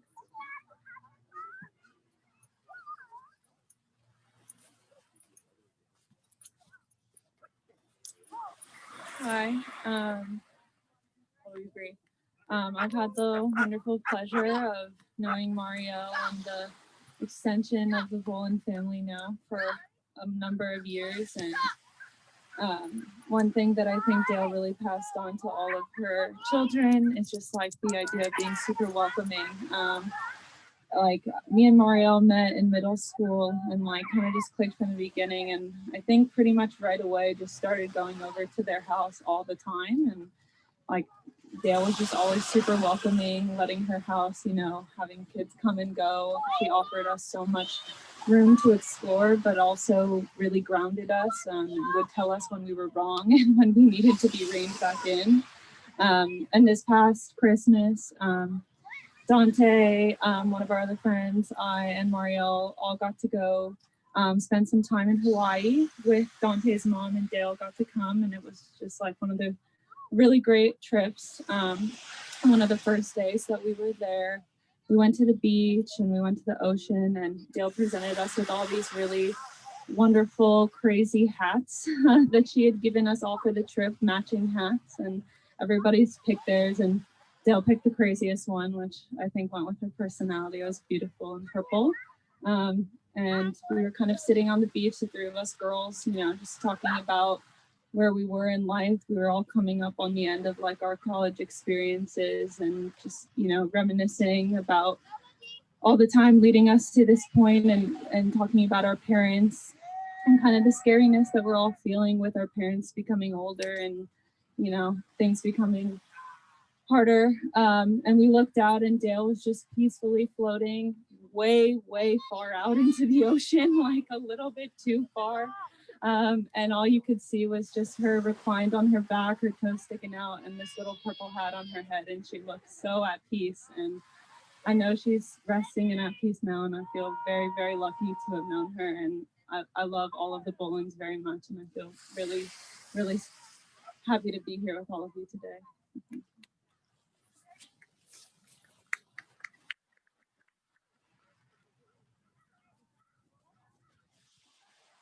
Thank you, Sammy, for sharing your beautiful stories. So we're going to try something a little different.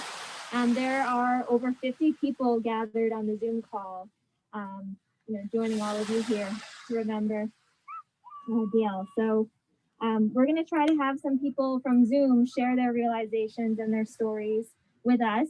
So just give us a moment to figure this out and see if it works. One more announcement. We have two folks on Zoom who would like to share. After that, that's the end of the list. So if you would like to speak, now is the time to let me know. And I'll be here with my notebook walking around. Is that one person? So should I this off? Let's put this on mute.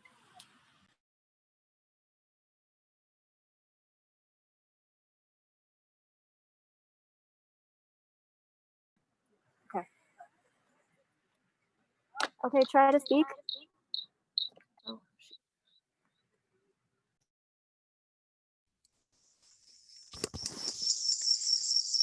Can you hear me?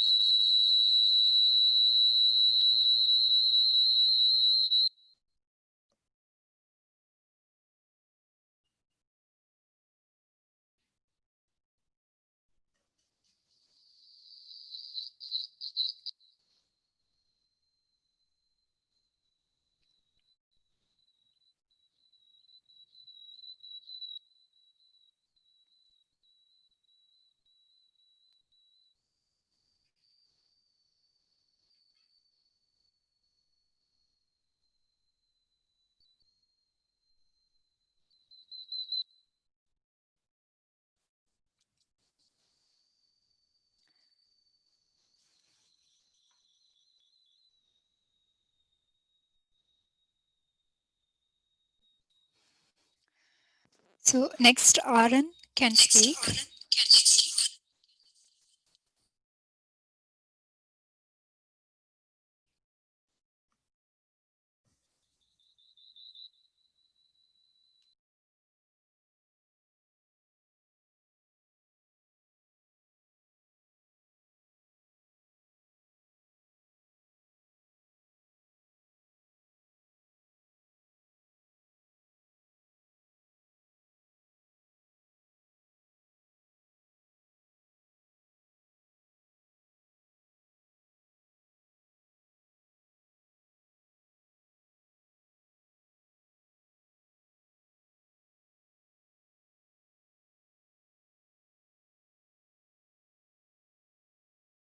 all of about 20 minutes, and we started to gravitate towards one another on the sidewalk.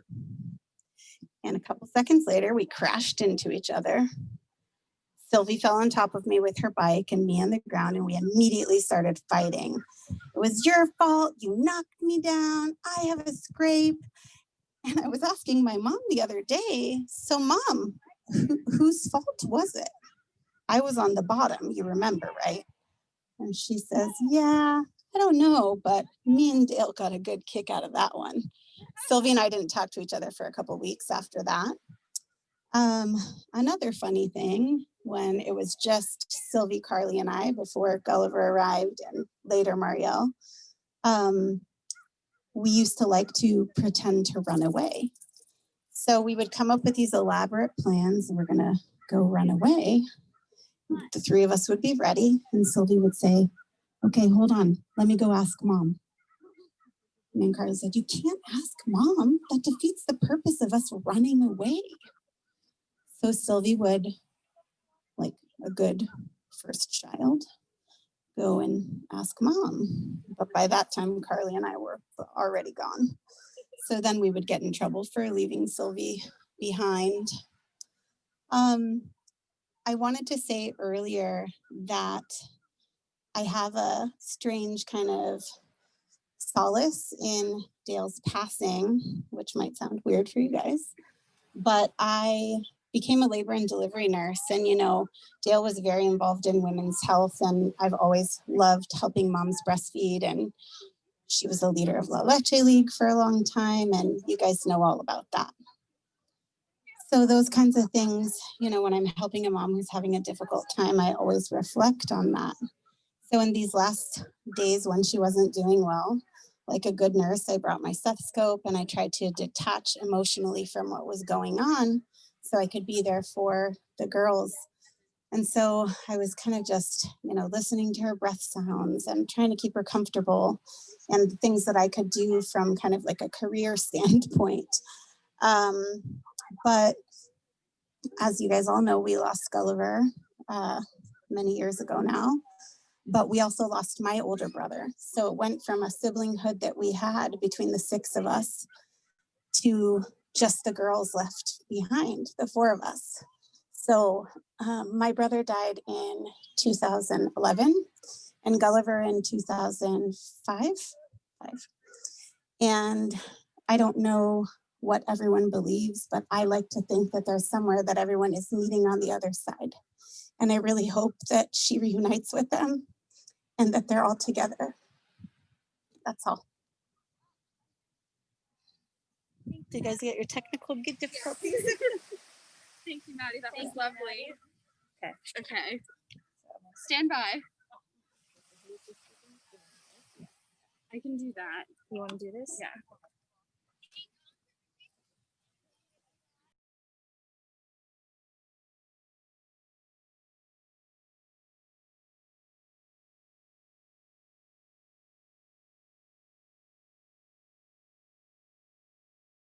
I don't know.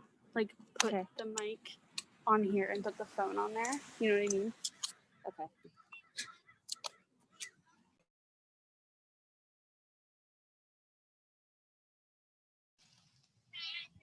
Wait.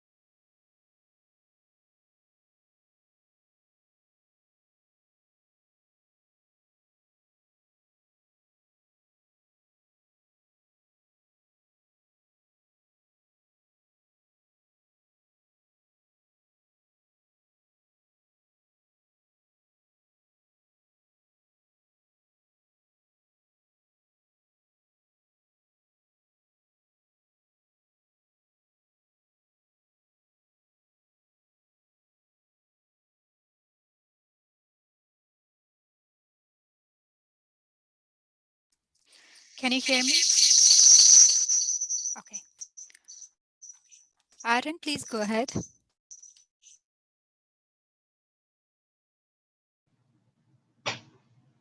Who was that?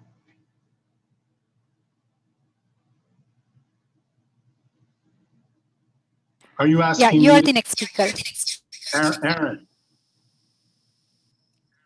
Okay. Yes. Thank you.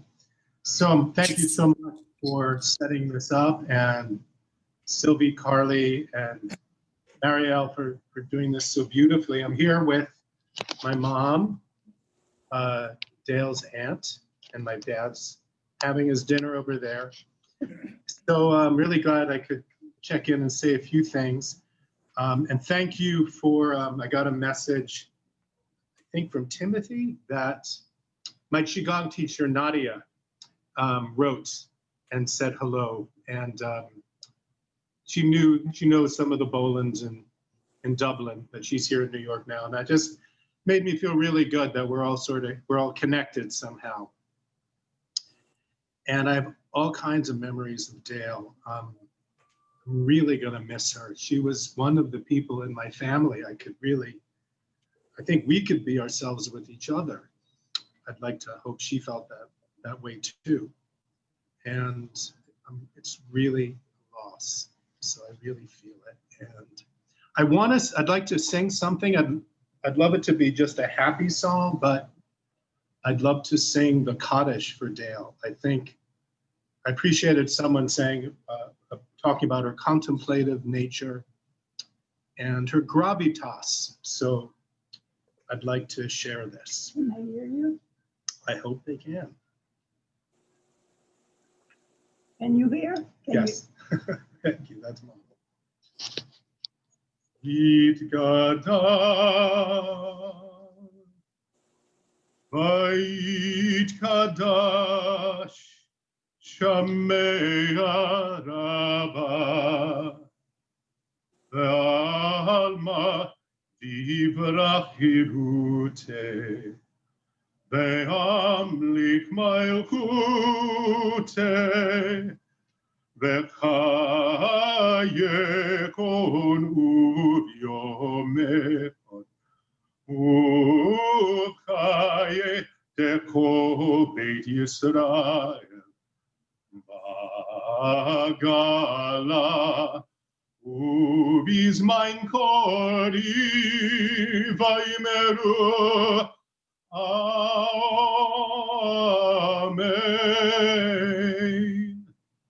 Yahei Shmeira B'mevorach Ve'olam olme omayo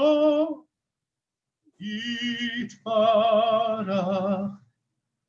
Yitbarach Vayishtabach Vayitpa'ar Vayitromam Vayitnaseh Vayitadar Vayitalei Vayitalal Shamed Kudsha Barihu La'ela min kober chata v'sherata Tush bechata v'nechamata Damiran ve'alma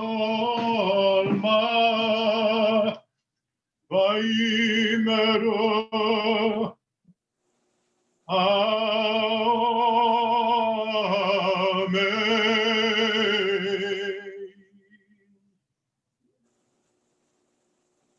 Thank you.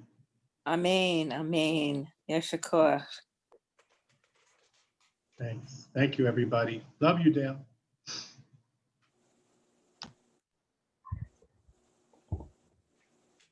So our next speaker will be Harvey. Hello, everyone.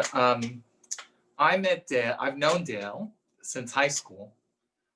We were in a play together in high school, and that's where we met. And after the play was over, she came to me and she said that she'd studied theater down at this place in Maryland, and she really thought that I should go. And there I was 15 years old. The thought of going to Maryland was kind of scary. But as so many people have said today, Dale just gave you courage to do things. She just did that, even as a kid in high school. And I did go and study that summer in Maryland. And when I got back to high school, Dale and I started a theater group and produced numerous plays together. And the theater group went on long after we had graduated. And I spent last night looking at a lot of the pictures from some of those plays and stuff and visiting with her that way. I was at Dale's wedding. And over the years, I didn't get to see her very often. I live in Los Angeles. She lives in Northern California. But just shortly before COVID, another very good friend of ours, dear friend from high school, Louisa, who's on this call, her son, who's a painter, had a show in Los Angeles, and Dale came down, and we got to spend the evening at the gallery together. And then the following day, I gave a brunch at my house and got to spend the day with her. And I'm so treasure those moments. And just when I think of her, it just reminds me to be bold and to be fearless. And I just know that, although I only got to meet one of her children, I know that that's something that fearlessness is something she's passed on to her children and to all of her friends that knew her. And she will be an inspiration to me, as I'm sure to them, in all the years to come. Great knowing you, Dale. Will not forget you. Thank you.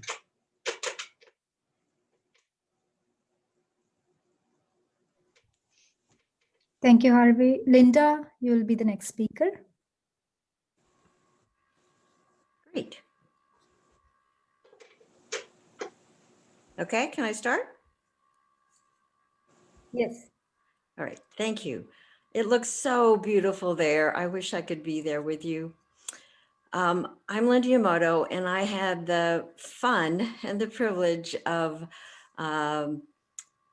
knowing Dale and Gary through all their kids, because Sylvie, Carly, Gulliver, Marielle were all part of my Junior Ranger and Children Tots programs that I ran at Tilden Park for over 30 years. And when I started there, I was pretty young, mid-20s, wasn't married yet, no kids yet, but I got to, sort of understand parenting through the kids that I worked with. And it became clear from getting to know the Boland kids that Dale and Gary were remarkable parents, because those kids were so fun, creative, very close-knit, supportive of each other. So I began to just appreciate what an amazing family they were. And I enjoyed all the time I got to spend with them all through those years. My boys got to know them too, because they were all in the program together. And even after the kids were older and out of the program, I got to know Dale a little bit better because we were so involved in storytelling together. And she was a wonderful storyteller, and everyone knows what a great singer. She led some singing at our storytelling festivals, and then I got to see her fairly often at the different storytelling gatherings. So I know we will all miss her so much, but I have so many stories in my mind that I can remember, and I have so many great memories of being with all the kids. So I just wanted to let you know how much I'm thinking about all of you, Gulliver too. And I just thank you for the blessings of knowing all of you. Thanks. Thank you very much, Linda. If anyone would like to speak, please unmute yourself and you can speak. Thank you. Hi, I'm Hannah. I'd like to say a few words. Like so many of us, I got together close with Dale over music, and we were doing Purim spiels for many years together, bantering back and forth. And then we did some of the English when Dale stopped doing spiels, we would do the English translations. I'm so and- sorry to interrupt. We have one second. an urgent announcement. 1 second. I'm so sorry. There are a lot of cars parked in the circle over there where it says don't park. The policeman's there. He says he is going to be ticketing everyone. So if that's where your car is, go move it. Dale would not want you to get an expensive ticket. No. Okay, go ahead. We're very Okay, and sorry. I became very, very, very close to the family when we lost our dear Gulliver. And I stayed with them, my dog and I stayed with them for about 10 days, helping to organize their funeral and stuff. And the girls were girls. They were so much younger then. And now they're women. And so I just want to say in my heart that I always feel bonded to you, whether we talk or I see you too much or not. And that's how I always felt with Dale. Our birthdays were a week apart, and sometimes we would just have these in-depth conversations. And I miss her, and I know we're all going to miss her. I still haven't wrapped my head around the fact that she's just really not here, because it's hard to imagine that she wouldn't be. She had a voice like an angel, and yeah, thank you. Thank you. It's an honor.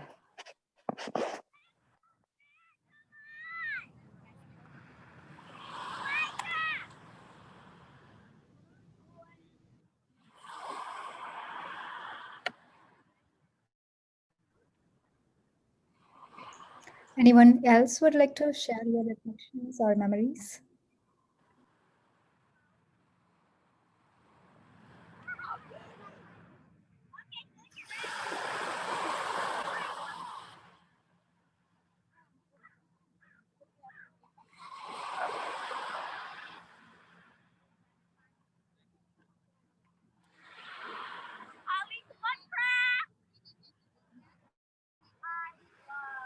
Okay.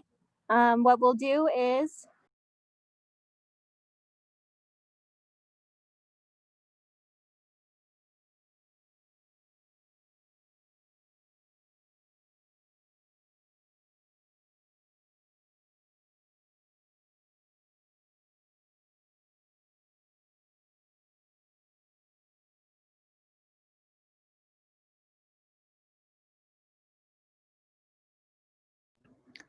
Sorry, yes, you can go ahead and sing, Patience.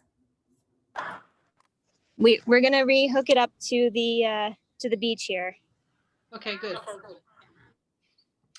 Hi, I'm Patience. I'm one of the singing circle. And this is a song that it has echoes to a lot of things that people have been talking about Dale. And it's from you say One more, sorry. Go ahead. Thank you so much. Okay. This is a song from Ysaye Barneswell, who is from Sweet Honey in the Rock. And I know Dale knew of her and maybe knew her personally. And it's a song that I think is appropriate. It has echoes to some of the things that people have been talking about. And it's called Breaths. And those of you who are listening who are singers, please sing along. I know it's just two of us, but do. Listen more often to things than to beings. Listen more often to things than to beings. 'Tis the ancestors' breath when the fire's voice is heard. 'Tis the ancestors' breath in the voice of the water. Those who have died have never, never left. The dead are not under the earth. They are in the rustling trees. They are in the groaning woods. They are in the crying grass. They are in the moaning rocks. The dead are not under the earth. So listen more often to things than to beings. Listen more often to things than to beings. 'Tis the ancestors' breath when the fire's voice is heard. 'Tis the ancestors' breath in the voice of the water. Those who have died have never, never left. The dead have a pact with the living.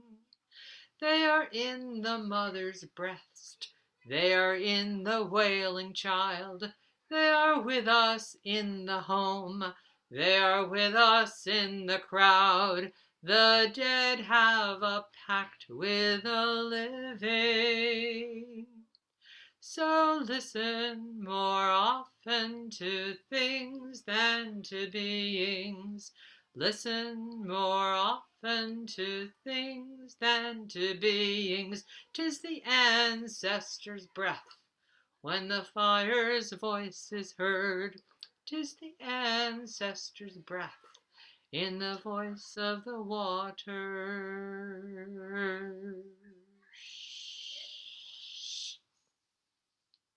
Thank you.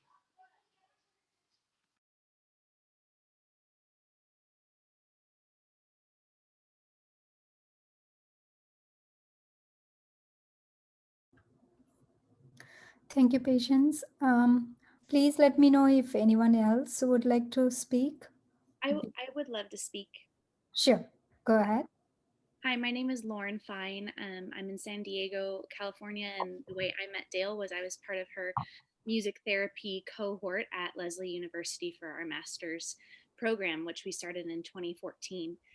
And I, quickly just wanted to share that Dale from day one was exactly as everyone mentioned herself, brought a lot of wisdom to the table. With a lot of us were kind of younger and at the beginning of our vocational careers, coming out of school, some of us just having gotten married. And Dale really was able to provide a lot of wisdom without to our group, without giving us all the answers, without with letting us figure out our own path, but having lived a full life and having parented 4+ children and worked with many mothers and children, just was honestly the best presence that I could have had. And after speaking to our cohort, which there were only 6 of us in it, so we grew really close. After speaking with them this week,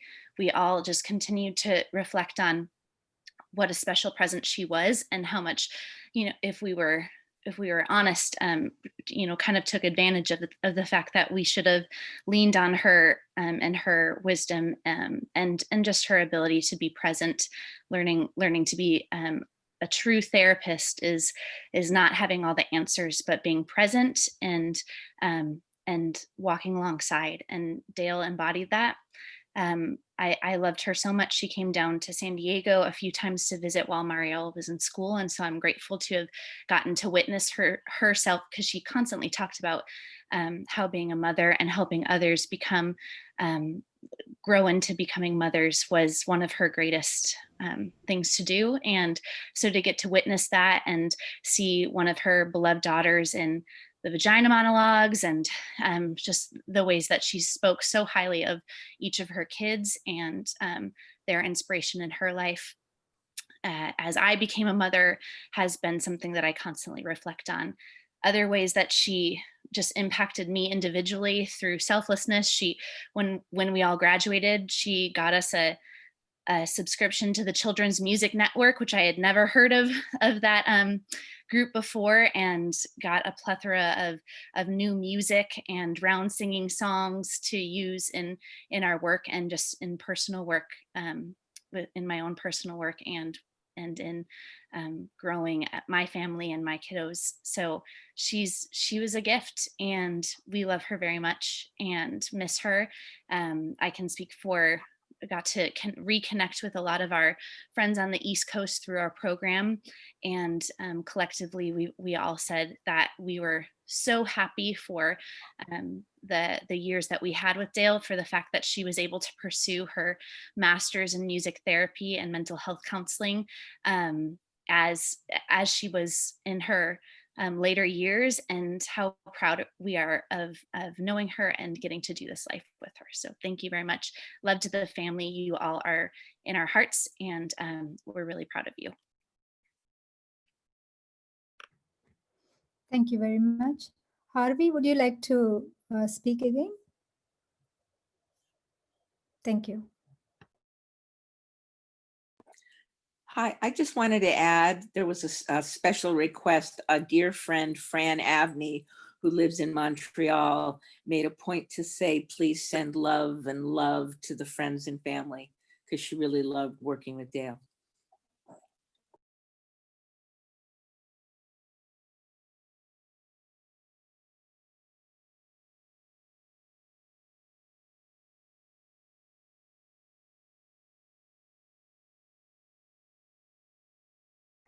So we will move on to the beach side.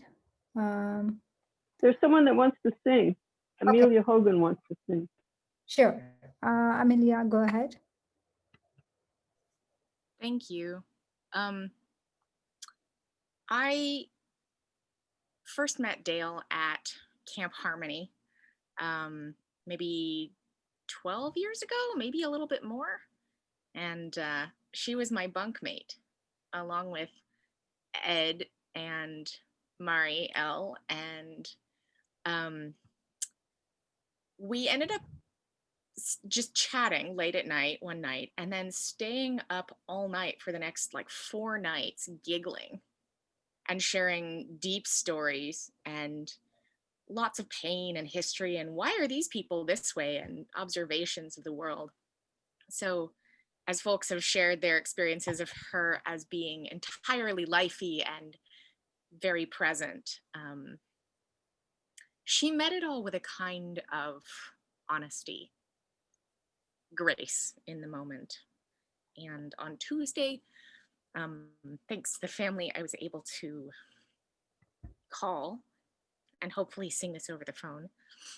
But I didn't do that good a job. I was crying and my voice was cracking, and I keep seeing people mention that may her memory be a blessing. And the fact that all of us are here right now is already telling us that her memory is absolutely a blessing, as it is already. I shared music and stories and so much laughter and giggles.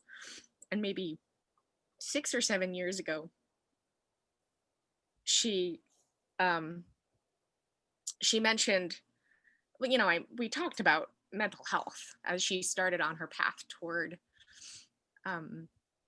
her master's program, and what that was doing for her, and how much of service she has been a part of in terms of others' mental health and well-being. And she said, wow, I had no idea that you struggle with some of these things. I kind of hated you because you seemed so perfect. And I love that honesty. I love that realness in that moment, that she saw through the public image and the stuff that is more obvious, to actually look at the person underneath and then wait in that silence and create that space for the whole person, all of their ups, all of their downs, all of that depth and grace. So I'm going to try to make it through the song I tried to sing her on Tuesday. Yeah, and hopefully do a better job this time.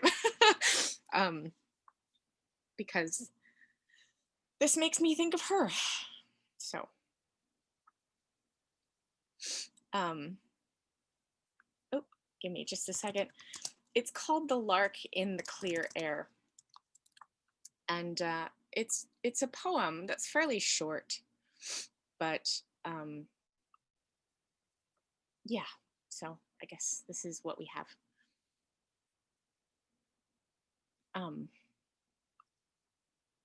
Dear thoughts are in my mind, and my soul, it soars enchanted as I hear the sweet lark sing in the clear air of the day. For a tender beaming smile to my hope has been granted, and tomorrow he shall hear all my fond heart longs to say.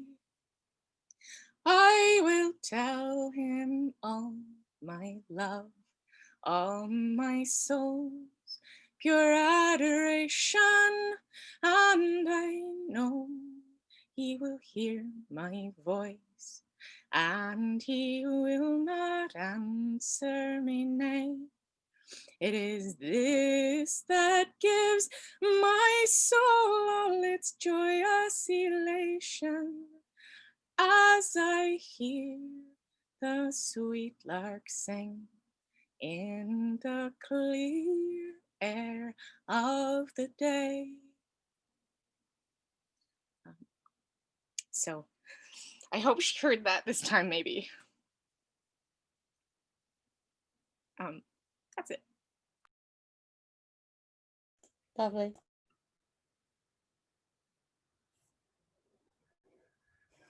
Thank you, Amelia. That was so lovely. You touched everyone's heart. Thank you very much for sharing. Okay. So we'll move back to the beach. We have a couple of people who would love to perform. Well, we have Betsy next, and she's going to play her guitar. But first, we need to switch our tech here. So just give us one moment, and then we'll have Betsy come and join us at the podium.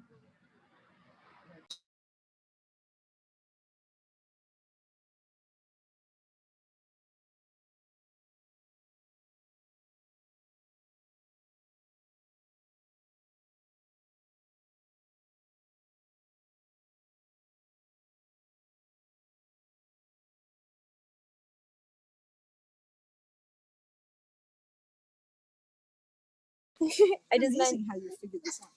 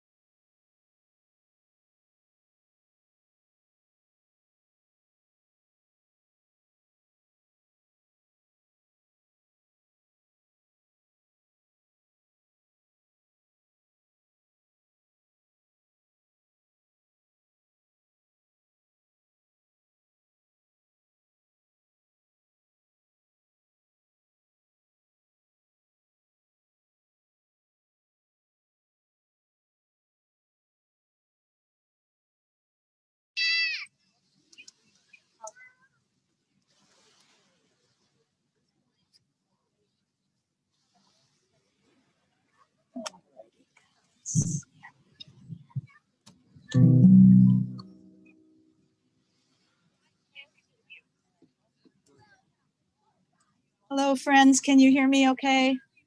Good. Hi. Just beautiful to be among you and in a field of such love and appreciation for a beautiful life, a life really well lived. I'm going to sing something that I hope you'll sing with me. I sang it to Dale on Tuesday outside her window. I was so fortunate to get there in time. And I'll just tell you briefly, I want to tell you how I met Dale in a little bit, just a little bit about our connections, because I love how we each fill out the wholeness, the 360 of who Dale was, because we all knew different parts of her. I met Dale when I was a new mom, not a young mom. I was a mom at 41, and she was a La Leche leader. And I would go to her house with my baby and other women and babies, and we would nurse our babies and talk about mothering and all that good stuff. She was such an inspiration and help to me as a very nervous new mom. And we stayed connected through music and through our great, great love of women's power and women's birthing and women's child raising.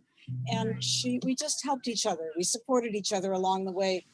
And then we sang together. She was part of the women's song circles that I led in Berkeley for maybe 15 years. And she sang on the recording we made of our women's song songs. And we've also marched in protest together and sung on the streets together. And she took music into all kinds of places, and she gathered music from all kinds of places, and it all flowed through her. She was a channel for so much music, love, just human community. So I won't say any more. It's been, we've heard plenty, but this is a song that is sung. We sang it a lot in Woman's Song as a blessing song. And the words start out, may you walk in your life as a warrior, clear and loving and strong. May you walk in your life as a warrior, trusting the path you are on. So I started singing that to her on Tuesday through the window. And then I realized I need to change the words, because for Dale at that moment, I wanted to sing her. You have walked in your life as a warrior, clear and loving and strong. You have walked in your life as a warrior, trusting the path you are on. This really works well as a sing-along, so don't be shy. Do it again. You walk in your life as a warrior, clear and loving and strong. May you walk in your life as a warrior, trusting the path you are on. And then we sing it again with just one word. Instead of warrior, we'll say singer. You have walked in your life as a singer, clear and loving, and strong. You have walked in your life as a singer, trusting the path you are on. And of course, as a mother, you have walked in your life as a mother, clear and loving and strong. You have walked in your life as a mother, trusting the path you are on. And as a healer, you have walked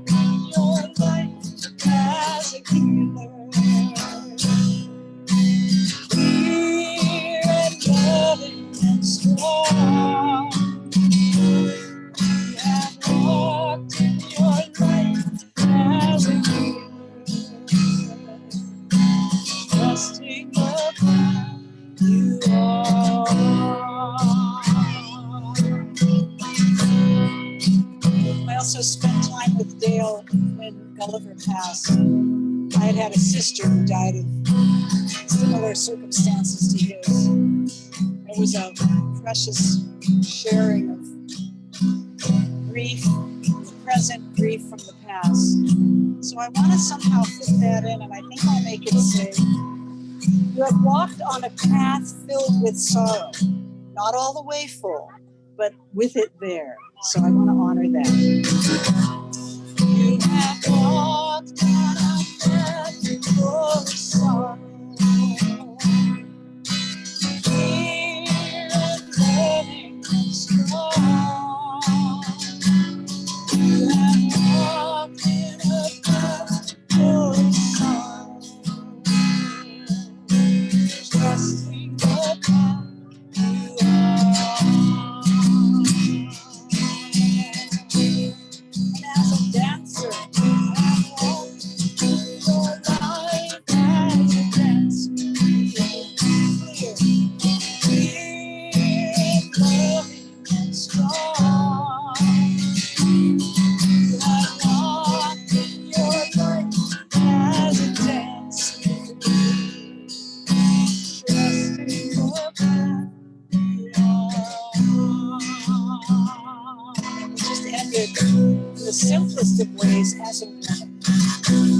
You have walked in your life as a woman.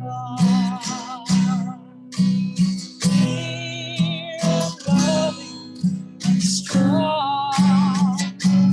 You have walked in your life as a woman. Trusting the path you are. Clear and loving and strong. Trusting the path you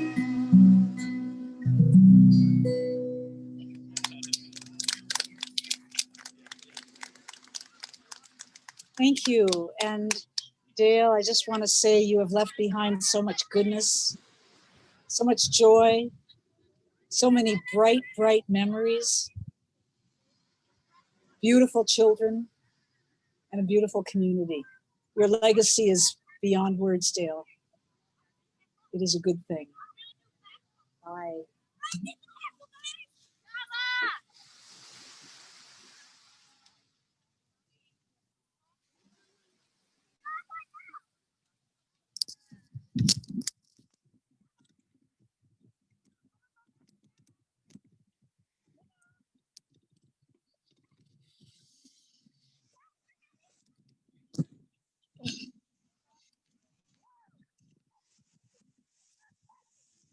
That was beautiful.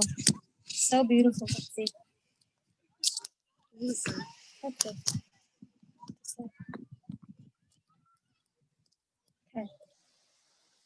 Okay. So we have a few more people on the list. We have Deborah and Suzanne, Rabbi Sarah, and then Mary again would love to sing another song. So at this time, if you would like to say something or sing something, please do let me know now. Because after that, we will go down to the ocean and we will do a small ceremony. So for now, I would love to call up Deborah and Suzanne. Here they are. And if you haven't already left a memory or a realization, a moment that you shared with Dale, please write it down in the book. I'm sure their family will cherish that for a very long time. Also, we have more snacks available. Please feel free to help yourself. And let me know if you need anything. So Deborah and Suzanne, it's all yours.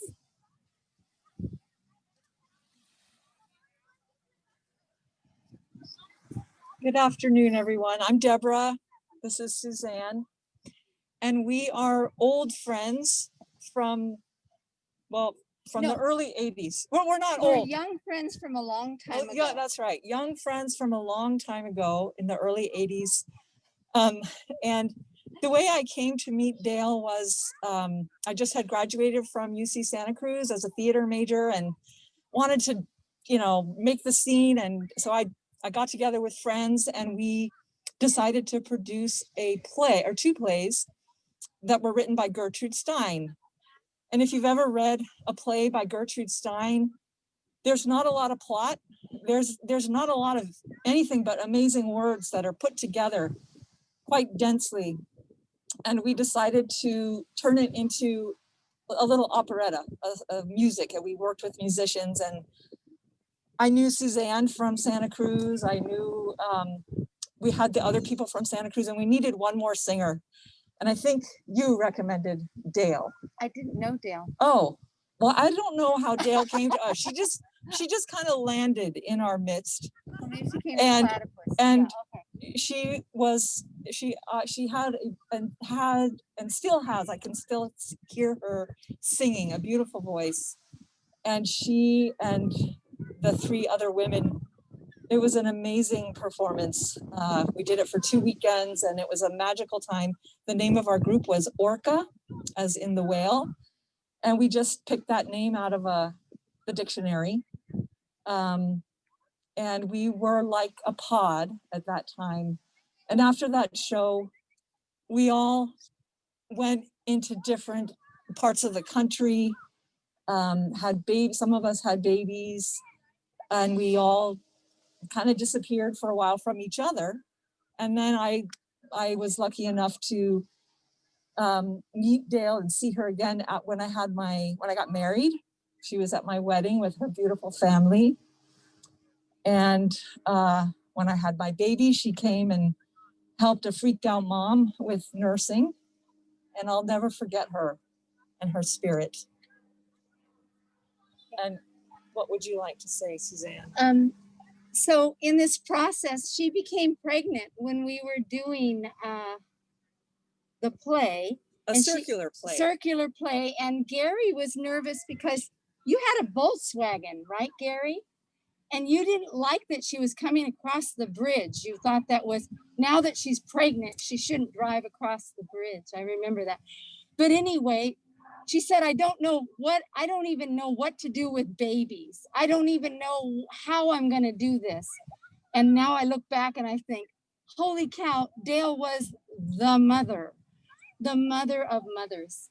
And she gave her generosity when Sylvia's my godchild, and I was with Dale. I think that was my first birth that I attended, and she was just. And when I was freaked out about having my first birth child, Dale backed her station wagon up and said, "You just don't have what you need," and she just brought out all her stuff, set up a nursery for me because she just thought it was sad that I wasn't ready. So anyway, I just appreciate Dale's spirit, the music, her creativity, the amazing gifts. She was an amazing gift giver. She just thought of the most beautiful things. My earrings are from her. But anyway, just a beautiful soul, beautiful children and family. Yeah. And I'm so glad that I knew her. Thank you for listening. It's wonderful to see everyone here, by the way, and just know that we're all connected through Dale. And she was special, as you know. Yeah. Okay.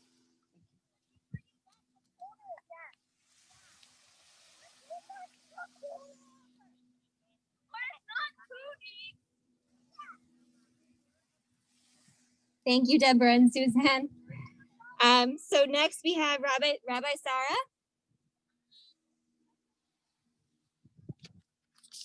And then after Rabbi Sarah, we have Mary.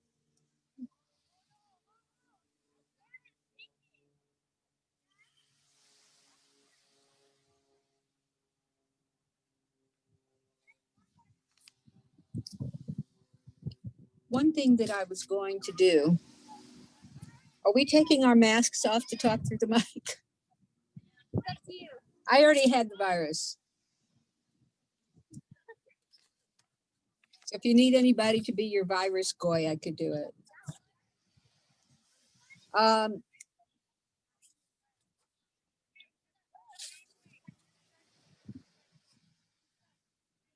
Couple of things. One is that something that we do when a close loved one has passed is that we rend our clothing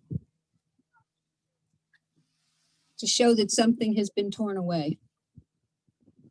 And we wear that as long as it feels appropriate. It's said that you should wear it for a week. And I brought a spool of pink ribbon, which kind of magically appeared in my dining room. And Carly said, yeah, Mom put it there.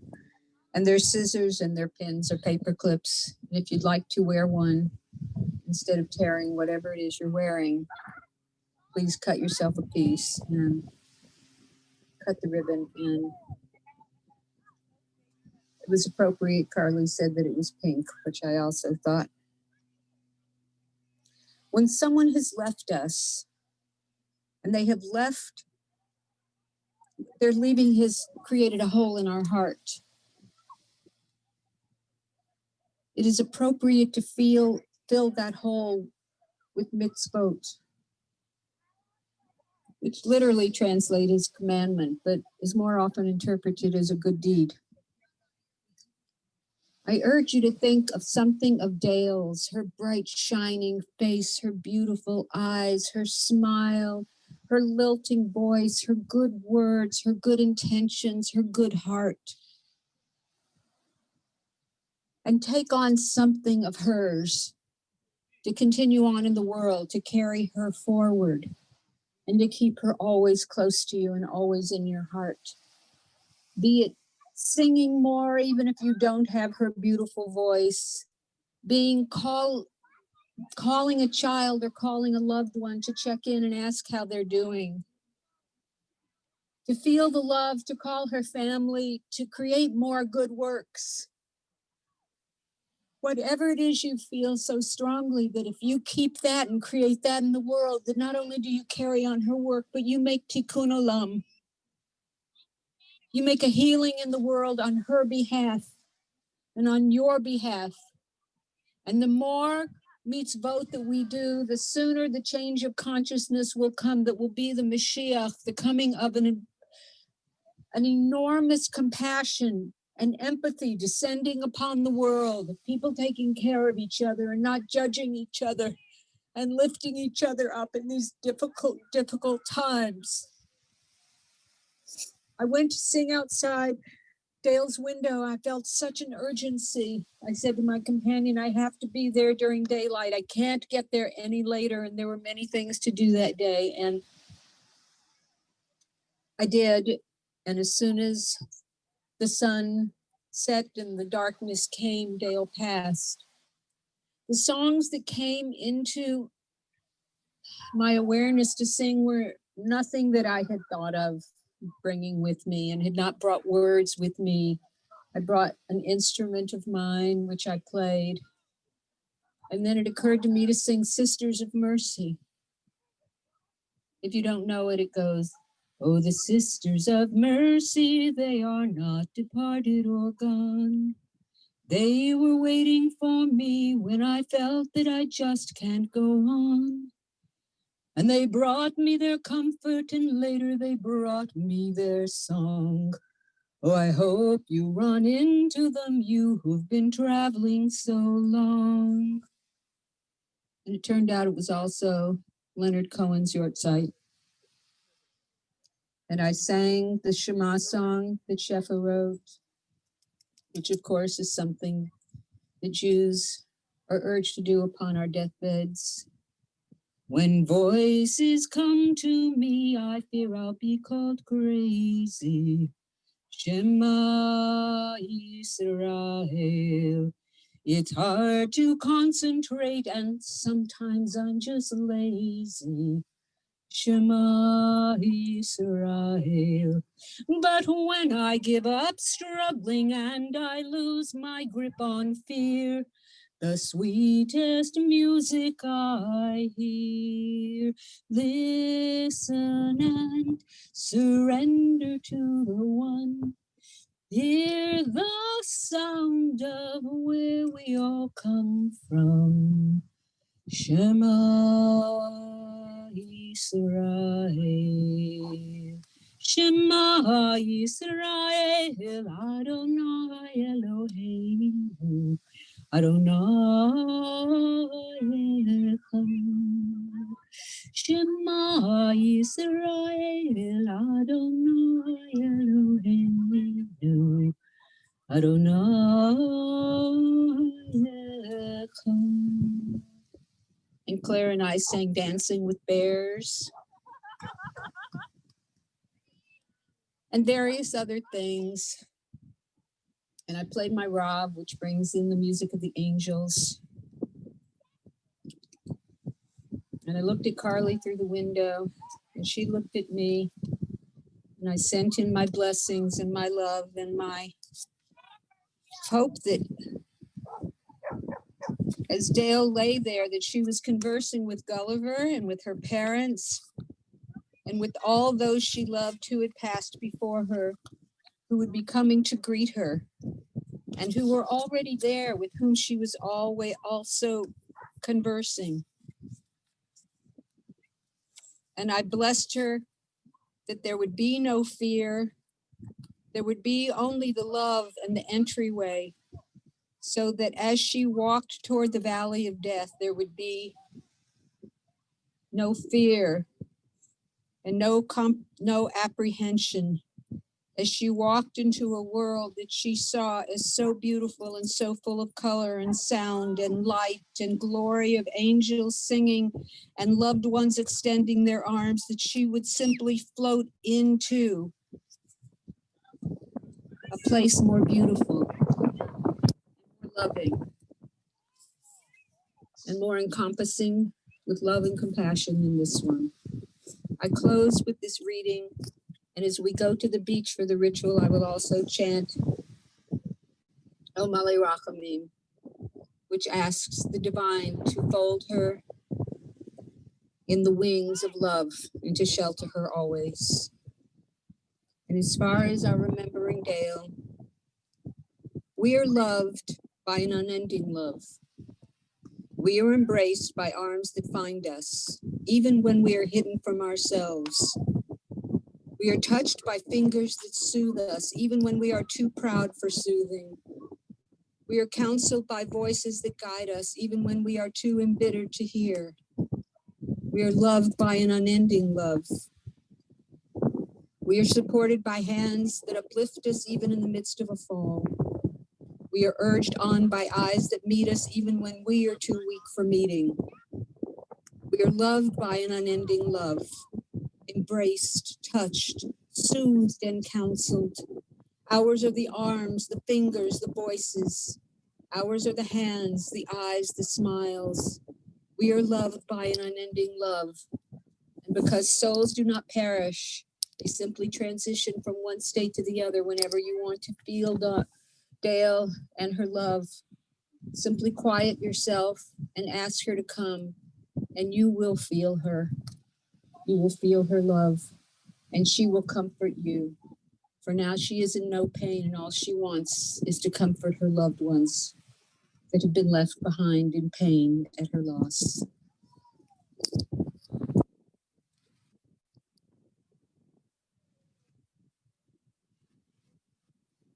Thank you, Rabbi Sarah. That was incredibly beautiful. Just a quick reminder, the police are here giving tickets to whoever's parked on this side. I'm not sure if it's anyone at this event, but just wanted to make you all aware that if your car is parked here at the end of the circle, so please move your car. So now we have Mary, who'd love to sing another song. And then after Mary, we have Sophie.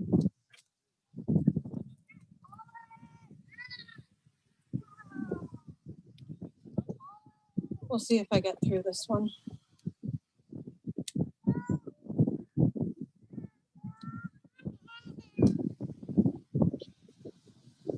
Lay down your sweet and weary head.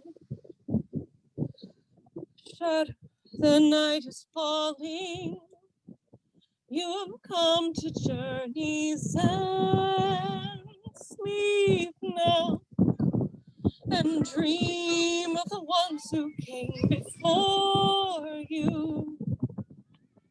They are calling from across a distant shore. Why do you weep? What are these tears upon your face? Soon you will see all of your fears will pass away here in my arms. You're only sleeping. What can you see on the horizon? Why do the white ghosts call across the sea? A pale moon rises. The ships have come to carry you home. And all shall fade to silver glass, a light on the water. All souls pass, hope fades to the edge of night, through shadows falling out of memory and time. Don't say we have come now to the end. White shores are calling. You and I will meet again, and you'll be here in my arms, just sleeping. What can you see on the horizon? Why do the gray ghosts call across the sea? A pale moon rises. The ships have come to carry you home, and all will turn to silver glass, a light on the water. All souls pass into the west.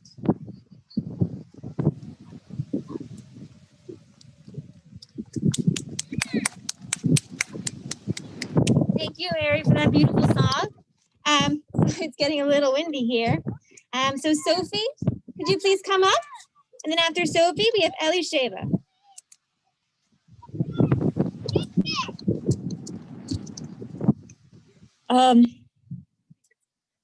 So I'm still waiting for Dale to come back to the Purim spiel. I don't know when the next Purim spiel will be, because I have a feeling it won't be at Ashkenaz this March. My first memory of Dale is her and Gary coming and Gulliver coming and picking up Carly and Sylvie from Hebrew school. And what I really remember is Gulliver just having this ton of energy, and the two of them holding him between them, kind of swinging him very playfully, kind of, you know, bringing that energy along. So I apologize to those who were at services yesterday. I'm just going to repeat myself, but we went to sing, my family went to sing outside of Dale's window the other day. And it's not the first time that I have sung to or been with a person in the throes of passing, but it is the first time that I've done it with that person being a singer and that person having expressed this desire of being sung to. And among the many things that we sung, Karen and I started singing passages from Hallel, from Psalms of Praise. This particular psalm has always struck me, the words have always struck me as being very, very beautiful. Hashamayim Shamayim Ladonai, the heavens are given to God. V'ha'aretz natan livnei adam, and the earth to people, to persons. Lo hametim yehallelujah. The dead cannot sing praises to God. Velo kol yordei duma, nor those who go down in silence. V'anachnu, but we, nivarech, we will praise God. Me'ata ve'ad olam, from now until forever. Hallelujah, praised be God. I always loved that passage because it always expressed life. What is life? What is death? What is the purpose of life? That we are here, and while we are here, whatever else we do, we are singing to God, that is life. And that the big tragedy of death is no longer being able to sing those praises. And Carly, when you spoke about that fish earlier today, I really feel like this is in our life. We are that fish swimming along, singing praises to God, and then suddenly we are snatched and we can no longer sing. But Dale, in asking us to sing to her, when she could no longer sing, when she could no longer speak, was able to continue singing as long as she could through us. By asking us to sing, she was singing through us. So I will just chant this one psalm. Yevarech et Beit Yisrael, Yevarech et Beit Aharon, Yevarech Yirei Adonai, Haktanim im Hagdolim, Yosef Adonai Aleichem, Aleichem ve'al b'neichem,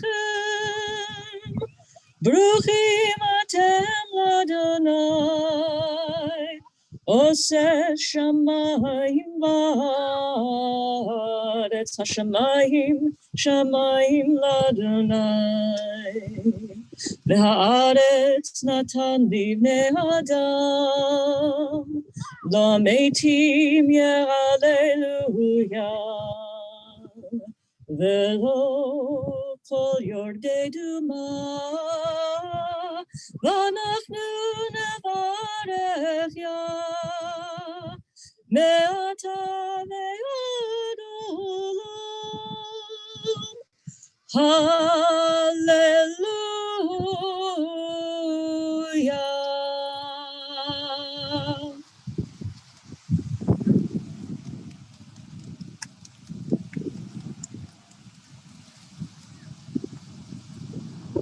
Hallelujah. We're nearing the close of the ceremony. I will remind those here about the books on the table, but also let you on Zoom know a few things. One of the books will be on the doorstep of Claire Sherman, along with double stick tape and markers. So if you want to go by and add photos or write on it, you are welcome to. And you can probably find Claire through Facebook or through Dale. The other thing is oftentimes a Facebook page is a great place for memories and recollections. So all that you can share, please do. In a moment, I'm going to invite you all to come down to the water. And even you in Zoom land, we're going to figure out bringing you down there with us. And when we get to the water, we're going to have a time for a ritual and for a formal mourner's Kaddish, as well as El Malei Rachamim. In the meantime and in preparation, I'm going to invite everyone, if you're able, please rise. And in the words of Marge Piercy,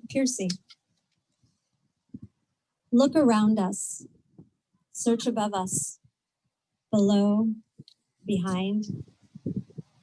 We stand in a great web of being joined together. Just do it, look around. And not just the people, but the land and the hills and the sky and this wind who has come to join us. Let us praise, let us love the life we are lent, passing through us in the body of Israel and our own bodies, and let us say, Amen. Time flows through us like water. The past and the dead speak through us. We breathe out our children's children. Blessing. Blessed is the earth from which we grow. Blessed this life we are lent. Blessed the ones who teach us. Blessed the ones we teach. Blessed is the word that cannot even say the glory that shines through us and remains to shine, flowing past distant suns on the way out to forever. Let us say, Amen. Blessed is light, blessed is darkness, and blessed above all else is peace, which bears the fruits of knowledge on strong branches. And let us say, Amen. Peace that bears joy into the world, peace that enables love, peace over Yisrael and everywhere. Blessed and holy is peace. Let us say, Amen. So here's what you'll be invited to do next. As Dale's daughters sat, knowing she was going to pass and thinking about what might be a fitting memorial and way to say goodbye, they all agreed that an embodied practice they loved was the practice of going to the ocean and throwing out whatever crumbs we have left over. If you are holding on to anything that you just need to say goodbye and good riddance and let it be washed away and cleansed by the water, this will be your moment to do that. So I actually have brought some breadcrumbs, but Carly has a bowl of flower petals. Do you want me to share? Carly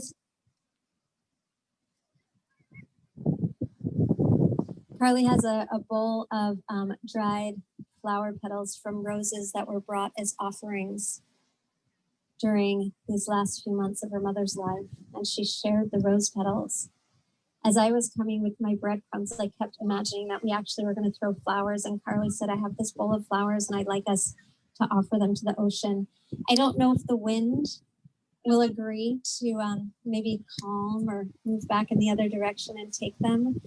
But we don't have to worry about it because wherever they go is going to be the right place. So the invitation will be to move in as close as you feel comfortable. Obviously, we're in COVID.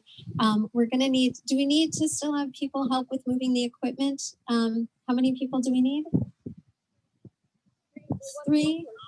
One person, if there's one person who would be willing to step up and just help carry some of the equipment down to the water. Here comes Olive, is it you?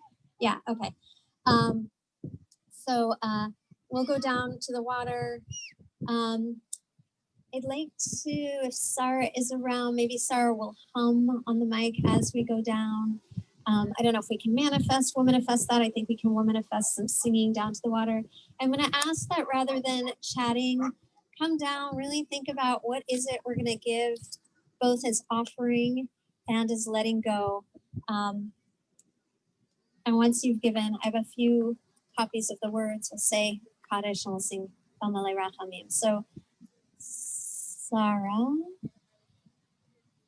if you're here, and Carly, if you're here, and Mike, and equipment carrying people, we're going to have to do this kind of like a tight-knit team who knows that we're all walking. Birds of migration, we're going to walk in formation.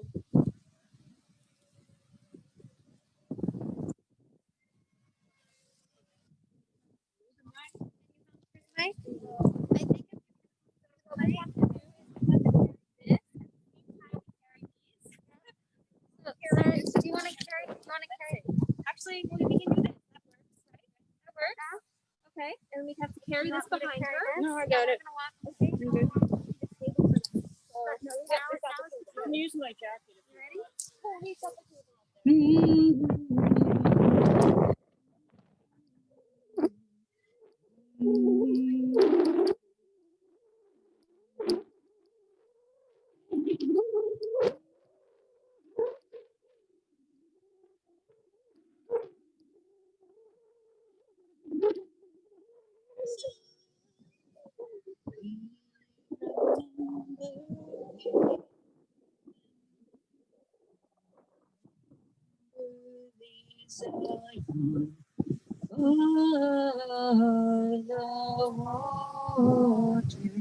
the waters of heaven. We lay down and wept, only Zion. We remember these Zion. We remember, we remember, we remember these Zion. Oh, the waters of Babylon. We lay down and wept, on Zion. We remember, we remember, we remember the Zion. We remember, we remember, we remember the Zion. By the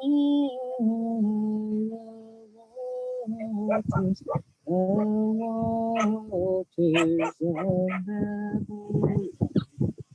We down and wept, holy Zion.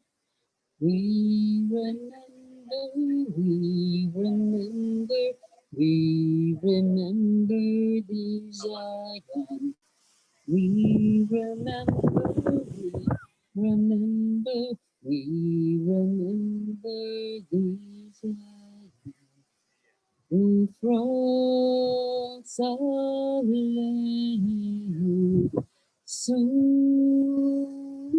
cold, so cold.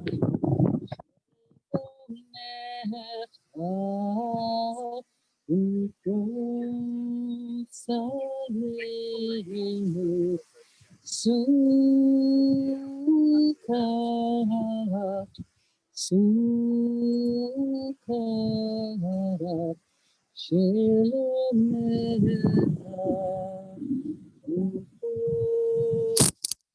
Alleluia. So cold, so cold. Shalom, whose rose Alleluia. So cold, so cold. Shalom, Yalai, yalai, yalai, yalai, yalai, yalai, yalai, yalai, yalai, yalai,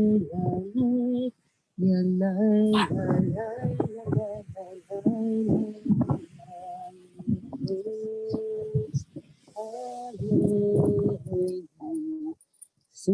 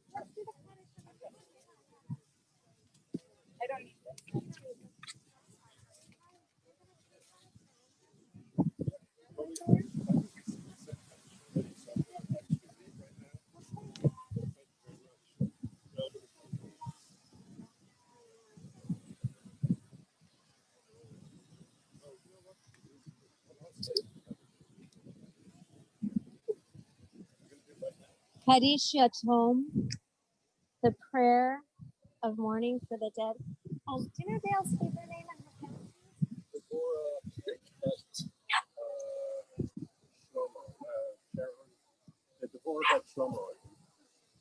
We remember Devorah Bat Shlomo. And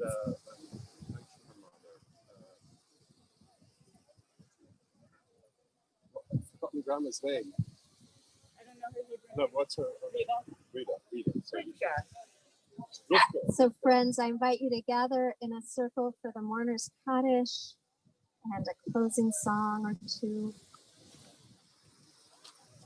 For the memory of Devorah Bat Shlomo Rivka, to the mother of Sylvie and Carly and Gulliver and Marielle, and the extended mother of many in this circle.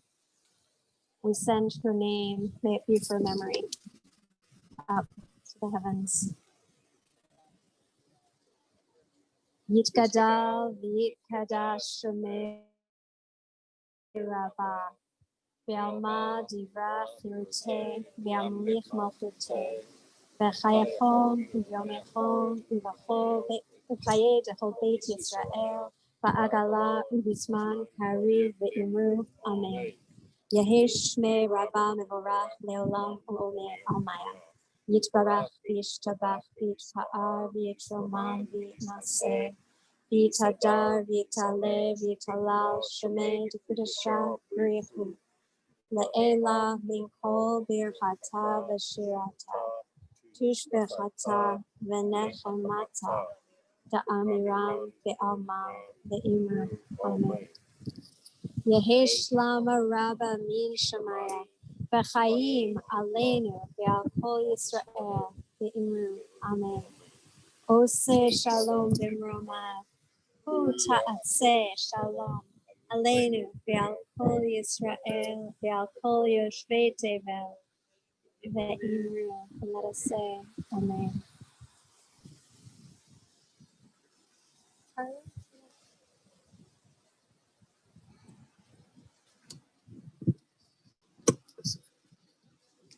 Bajahure mana chinanana abaya charanaravind naire Bajahure mana chinanana abaya charanaravind naire Duilabam Janamasat Sange Tarahoe Baba Sindare Duilabam Janamasat Sange Tarahoe Baba Sindare Chita Tapa Pata Barishana Edina Jamini Jagire Bipale Sevina Kripana Durajana Chapala Supala Bhalagire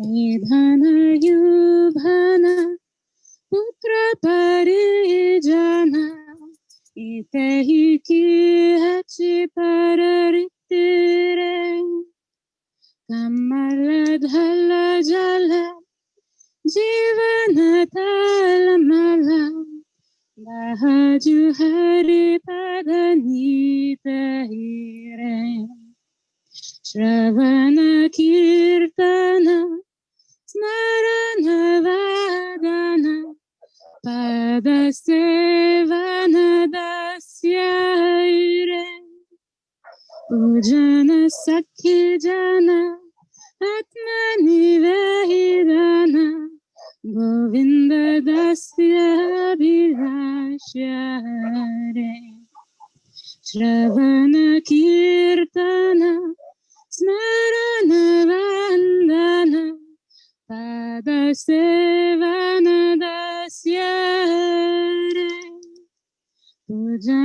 sakhi jhana atmani vedana Govinda dasya bhilashare Bhajahure mana Srinandanandana Abhayacharana Ravindare Bhajahure mana Srinandanandana Abhayacharana Ravindare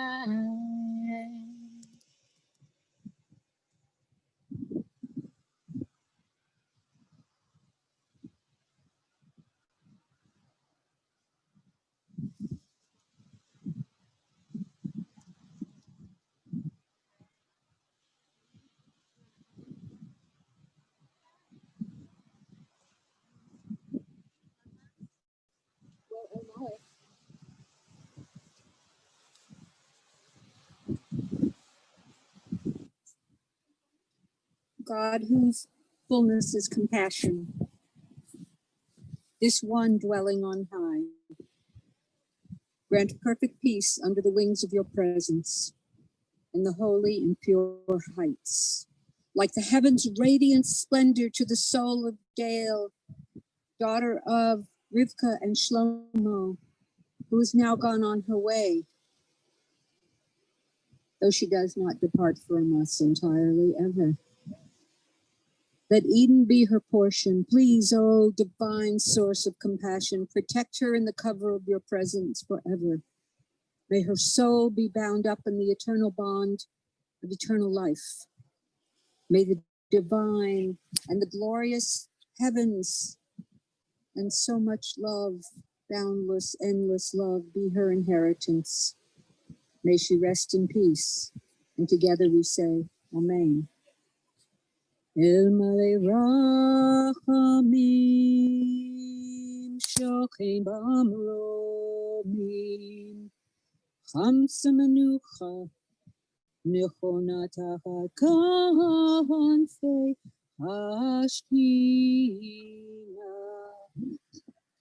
B'malo Kedoshim Udhorim Kezohar Harakiach Mazirim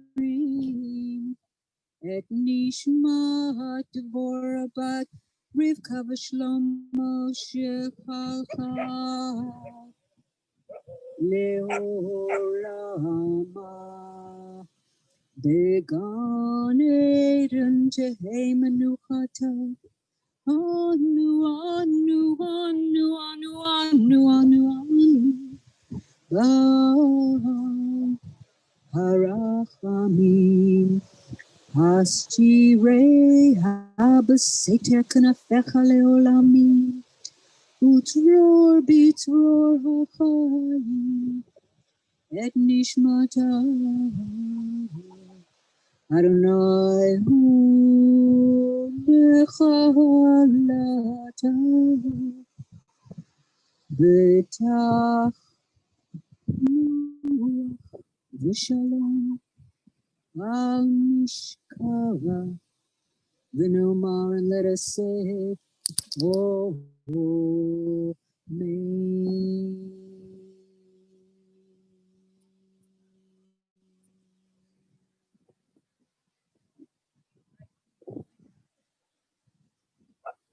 I wish this bread were big enough to reach out to all of us, especially with safe social distancing. But may it feed our bodies and our spirits. I'm going to say the blessing over the bread, and I think that ends the formal beach part. And I think, is the Zoom call going to stay on? If there are people on Zoom, the Zoom is being recorded. So if you're still on Zoom and you would like to share a memory of Dale, that will be recorded for the family. Is that right? All right. Thanks, family. Thanks, crew. May the one who brought us to this mystery and fed us all open your hand and satisfy the need of all of us. Ruach Atiyah Shechina Eloheinu Ruach Haolam Motzia lechem min haaretz. Amen.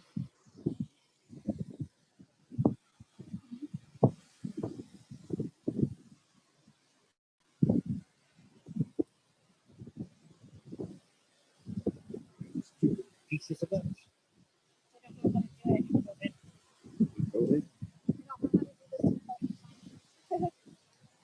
Thank you everyone for coming. That wraps up the end of our ceremony. There's some more rose petals here, so please feel free to take some with you on your journey, or you can throw some more into the ocean. And don't forget, if you haven't already, please sign the memory book. You know, any memory you might have of Dale, that would be really nice. Their family will cherish that for a long time.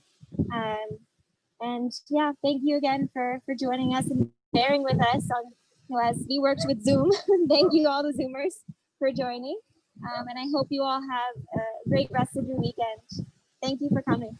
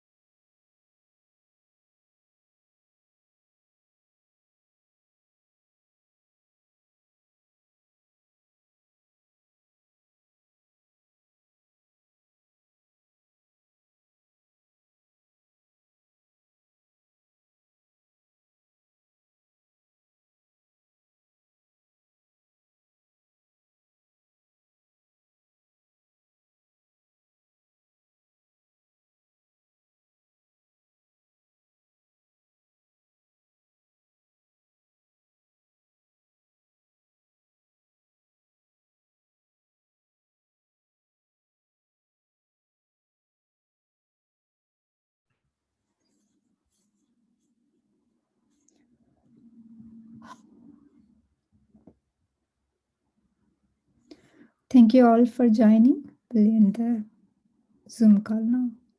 Thank you.